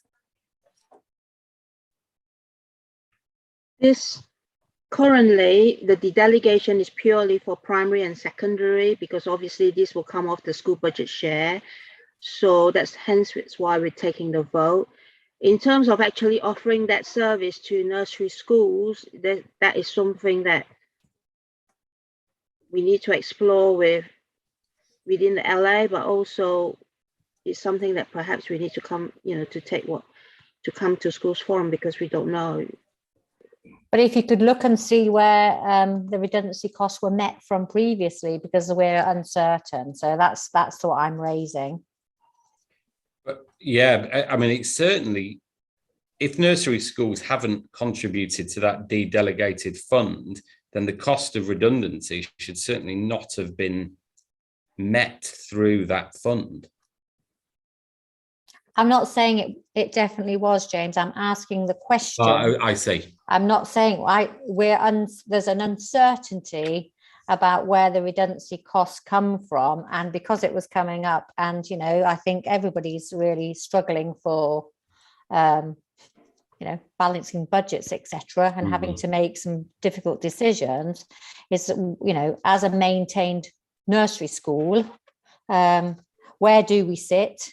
Should we be separate? Should we pay into that redundancy pot, etc., etc.? So I think there are lots that I'm saying. I don't know that the answers are necessarily going to be given today, but I just wanted to raise it. Is that something you can find out, Yoki? The thing is, I don't really know who to ask, because really nursery schools are funded separate. It's not part of schools block. Nurseries are actually funded via the early years block. So if you want to have a separate pot for redundancy, then it's something that the nursery schools will have to, nurseries will have to pay for. But if we took it, I can't exactly take it from early years block, because PVIs then have a claim on it. It's not just nursery schools, you see. James, if I could just come in, Angela, I hear the point that you're asking and the question that you're asking. I think for the interest of sort of closing the gap on this, we will find out from colleagues that were previously Northamptonshire County Council colleagues. We'll be able to follow the money on that. We'll understand where that came from. And I think in the interest of completeness, James, if we take an action to feed back to the next schools forum, I think it's, Angela does raise the point, but I think it's separate to the vote or the business that we have to conclude today. But I think it's valid in terms of an understanding for colleagues on the call. So yeah, I think it's probably it's a double check, isn't it, that primary maintained delegation fund for redundancy was not used to fund redundancies in. And there's no, I think as well, just to answer to the inference I think raised by Angela, there's no requirement at this stage, there's no inference to be drawn from any previous comments about a contribution to this, or, you know, I think influencing a vote on this about anything that has happened previously or anything that might, we're talking today about the situation from now going forward and what this might look like. Yeah, absolutely, I agree. Yeah, great. Siobhan. Can I just confirm, because the maintained secondary schools have never voted on this, the primary pot of money is separate and just for primary schools, and the secondary is a separate pot. Therefore, for us, we'd just be paying into our own pot, and we don't need to do that. Correct. Yeah. I think for secondary, there is no pot. If you wanted to start one, you can pay into it, and you'd be sole payee and potential recipient of that. But yeah, it may not seem worthwhile. It's like a savings plan, Siobhan. Yes. Yeah, that is what it would be. Any further questions? So again, we'll split this into, there's kind of almost 4 votes here, isn't it? So the first thing will be for primary maintained colleagues. So to vote firstly on the principle of dedelegation for redundancy costs, and then there'll be a second vote on actually the proposed rate. So those in favour to continue with dedelegation for redundancy costs, could raise your hand.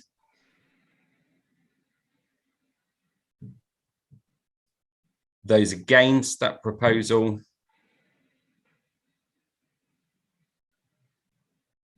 And abstentions?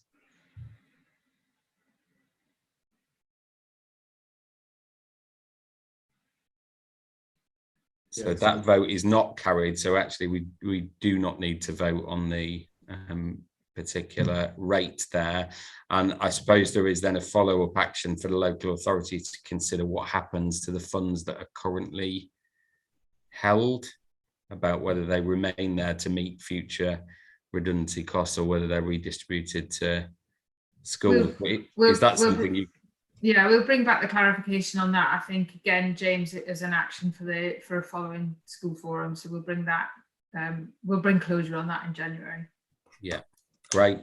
And for maintained secondaries, so a vote on the, I guess, proposal to establish a dedelegation fund to meet redundancy costs. If you're in favour, if you raise your hand. If you are against, raise your hand. Unanimously against. Thanks.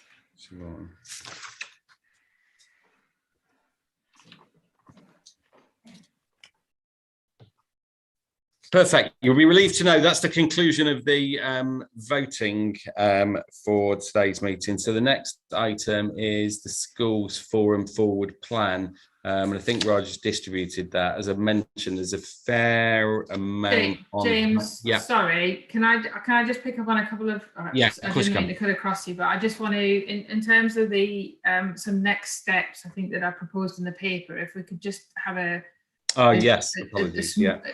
short discussion around that, particularly picking up some of the challenges that we've had today. So first of all, given the complication, I think, and the complexity that we all got buried in a little bit around balancing the budget and the not the transfer, because that was straightforward, the 0.5%, but how we would then balance beyond that. So the proposal from local authority colleagues is that we will set up, with agreement of Schools Forum colleagues, a subgroup, if you like, of Schools Forum, that when Yoki and her finance colleagues receive the settlement from the Department for Education, which we're expecting on Christmas Eve, Merry Christmas everybody, Yoki will model that against the options that we discussed earlier, what we would like, or what Yoki would like, is if it doesn't have to be members of the schools forum, it can be colleagues across the wider schools, primary, secondary. I'll come on to maintained nursery separately if I might in a minute, but for primary and secondary schools, what Yoki will be doing is modelling the application of those formula so schools can see what the settlement is likely to look like from a school's basis, and allowing colleagues really to get under the bones of it and understand what it's going to look like and what the implications are before those formula and the application of those formula come back to schools forum in January. So if colleagues would like to be involved in that, if they can let Yoki know by the end of this week, or certainly by Christmas, then the proposal is that Yoki will chair a meeting for that first week in January, where colleagues will be able to see then what it looks like for individual schools with the application of the funding, so that people can feel better informed by the time the schools forum papers do come out for the January schools forum. So there's plenty of time to really understand what it means on the ground in schools about the application of those formula, should we want any changes other than what we've already discussed today, and should there be a problem in balancing the finance there. So that's the first really offer. The reason we're doing that, I understand that we haven't done that before, but the reason we're doing it in that way is to ensure that we've got full transparency and people feel that they are cited and understand some of the technical detail, which clearly we evidenced earlier on is complicated and confusing and has probably blown more than my head off in terms of description. But that's the offer. Is that going to go out in the head teachers' newsletters to yeah, we advertise can do that. I can do that. That can go out on Monday. Joe's on the call, so we'll make sure that goes in there. So, and what we will do as well is we will put out a terms of reference so that people know when they're involved in that meeting, what that meeting's about and what you're trying to achieve from it, so that everybody's clear. And Yoki will chair that with finance colleagues. So that's the first bit. The second, I'm proposing that we do a similar, which is why I excluded it. I'm proposing that we do a similar exercise with the maintained nurseries and the application of the formula for the maintained nursery. It is a conversation that Angela and I have had earlier today, but I think that's the right thing to do, so that we replicate what we're doing with the primary and secondary sectors with the maintained nursery sector, so people can see the consequences of applications of funding and different funding models and how that will impact. Again, the reason that we're doing this is for full transparency. I'm very clear that the dedicated schools grant is the schools grant. It's not local authority funding. So I want colleagues to feel like they've got more ownership and control over how those funds are distributed and the formula that's used to apply to do that. So again, primary and secondary will be done, I think, probably together, but I think we'll do the maintained nursery separately, Angela, because I think that there are a few other sort of complications in that, I think, to think of a better word. So they were the first. Many of the issues that came through comments on the consultation about SEN, the breakdown of the high needs funding, where that high needs funding actually goes and what it looks like. Again, we discussed that very early in the meeting today. My expectation is that we've got a full breakdown of that line by line for January. So we will be bringing that detailed account of that so that colleagues can fully understand it. And I think we will build up over the next 12 months a much more detailed understanding about what the money looks like and what we can do to address collectively the challenges that we've got on that. But again, we want to start that conversation in January, and that conversation will be one that is ongoing, I'm sure, whether it be through the schools forum or through a variety of other means going forward.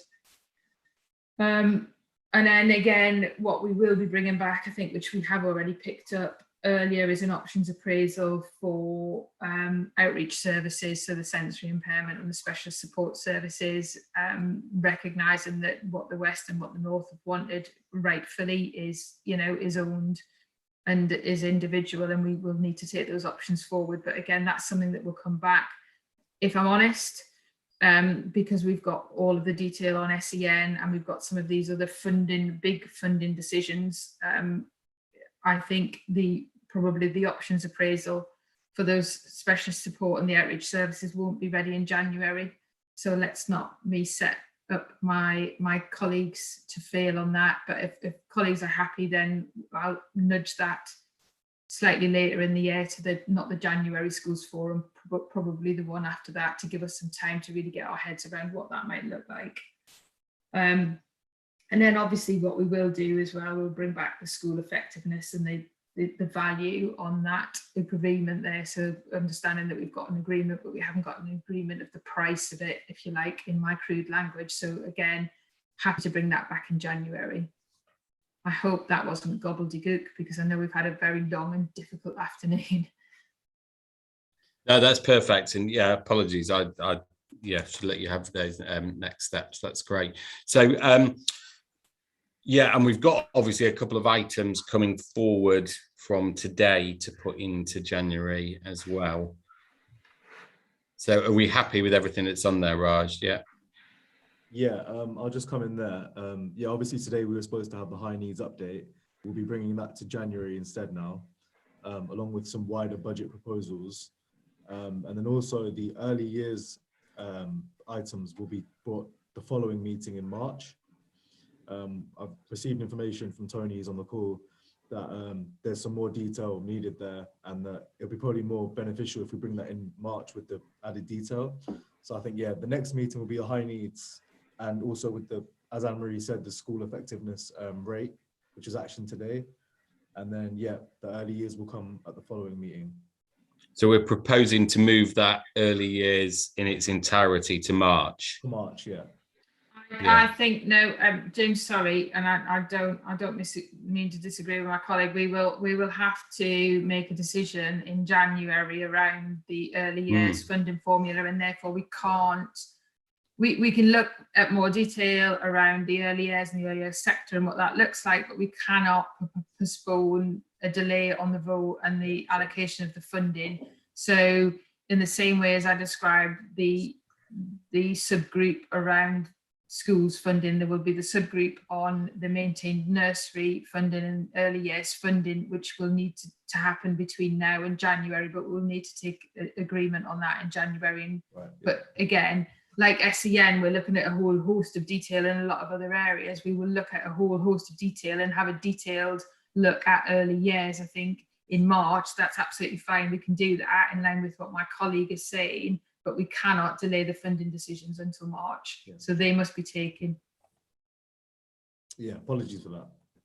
Okay, I can see something from Tony on there on the chat as well. That's perfect. I think there's probably a previous conversation. So I just wanted to ask members just a question on timing. Is when we met in person, we used to move fairly busy agendas to 1 p.m. Is it useful to do that, or are people happier with 2 p.m. and for us to continue? Obviously, it's slightly different now. We're doing that remotely, and if we think it's likely to kind of go on beyond like 2.5 hours, then we can schedule a break in.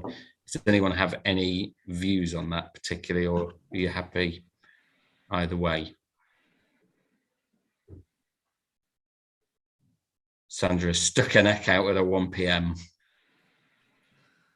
Are people happy with 1 p.m. or is that more challenging?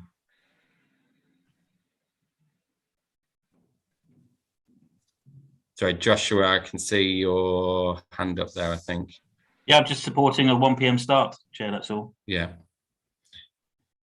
So if we're happy with that, I'll propose that we do 1 p.m. for the meeting in January. Yeah, and Sandra, I think you had your hands up about something different to that as well. I did. It was just on the topic of early years and an update there. I'm just curious to know whether members will be in a position to vote not having had an update from early years. I can't remember when the last one was, if I'm honest with you.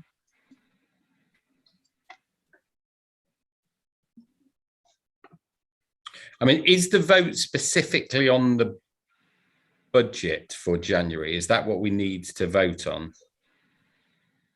Yeah, it's similar to we've done today, James, in terms of the different elements of funding. It will be funding, and that's why we're proposing that we will have that working group with early years providers and what that looks like. So I suppose it's ensuring that we have enough information out in advance of forum to ensure that's a meaningful and informed vote. I mean, I guess what we can request, if there's anything specific or any commentary that members would like to be produced in advance of that, then we could request that. Is that, Sandra, about the kind of budget monitoring? Is that what you mean of where things are to date?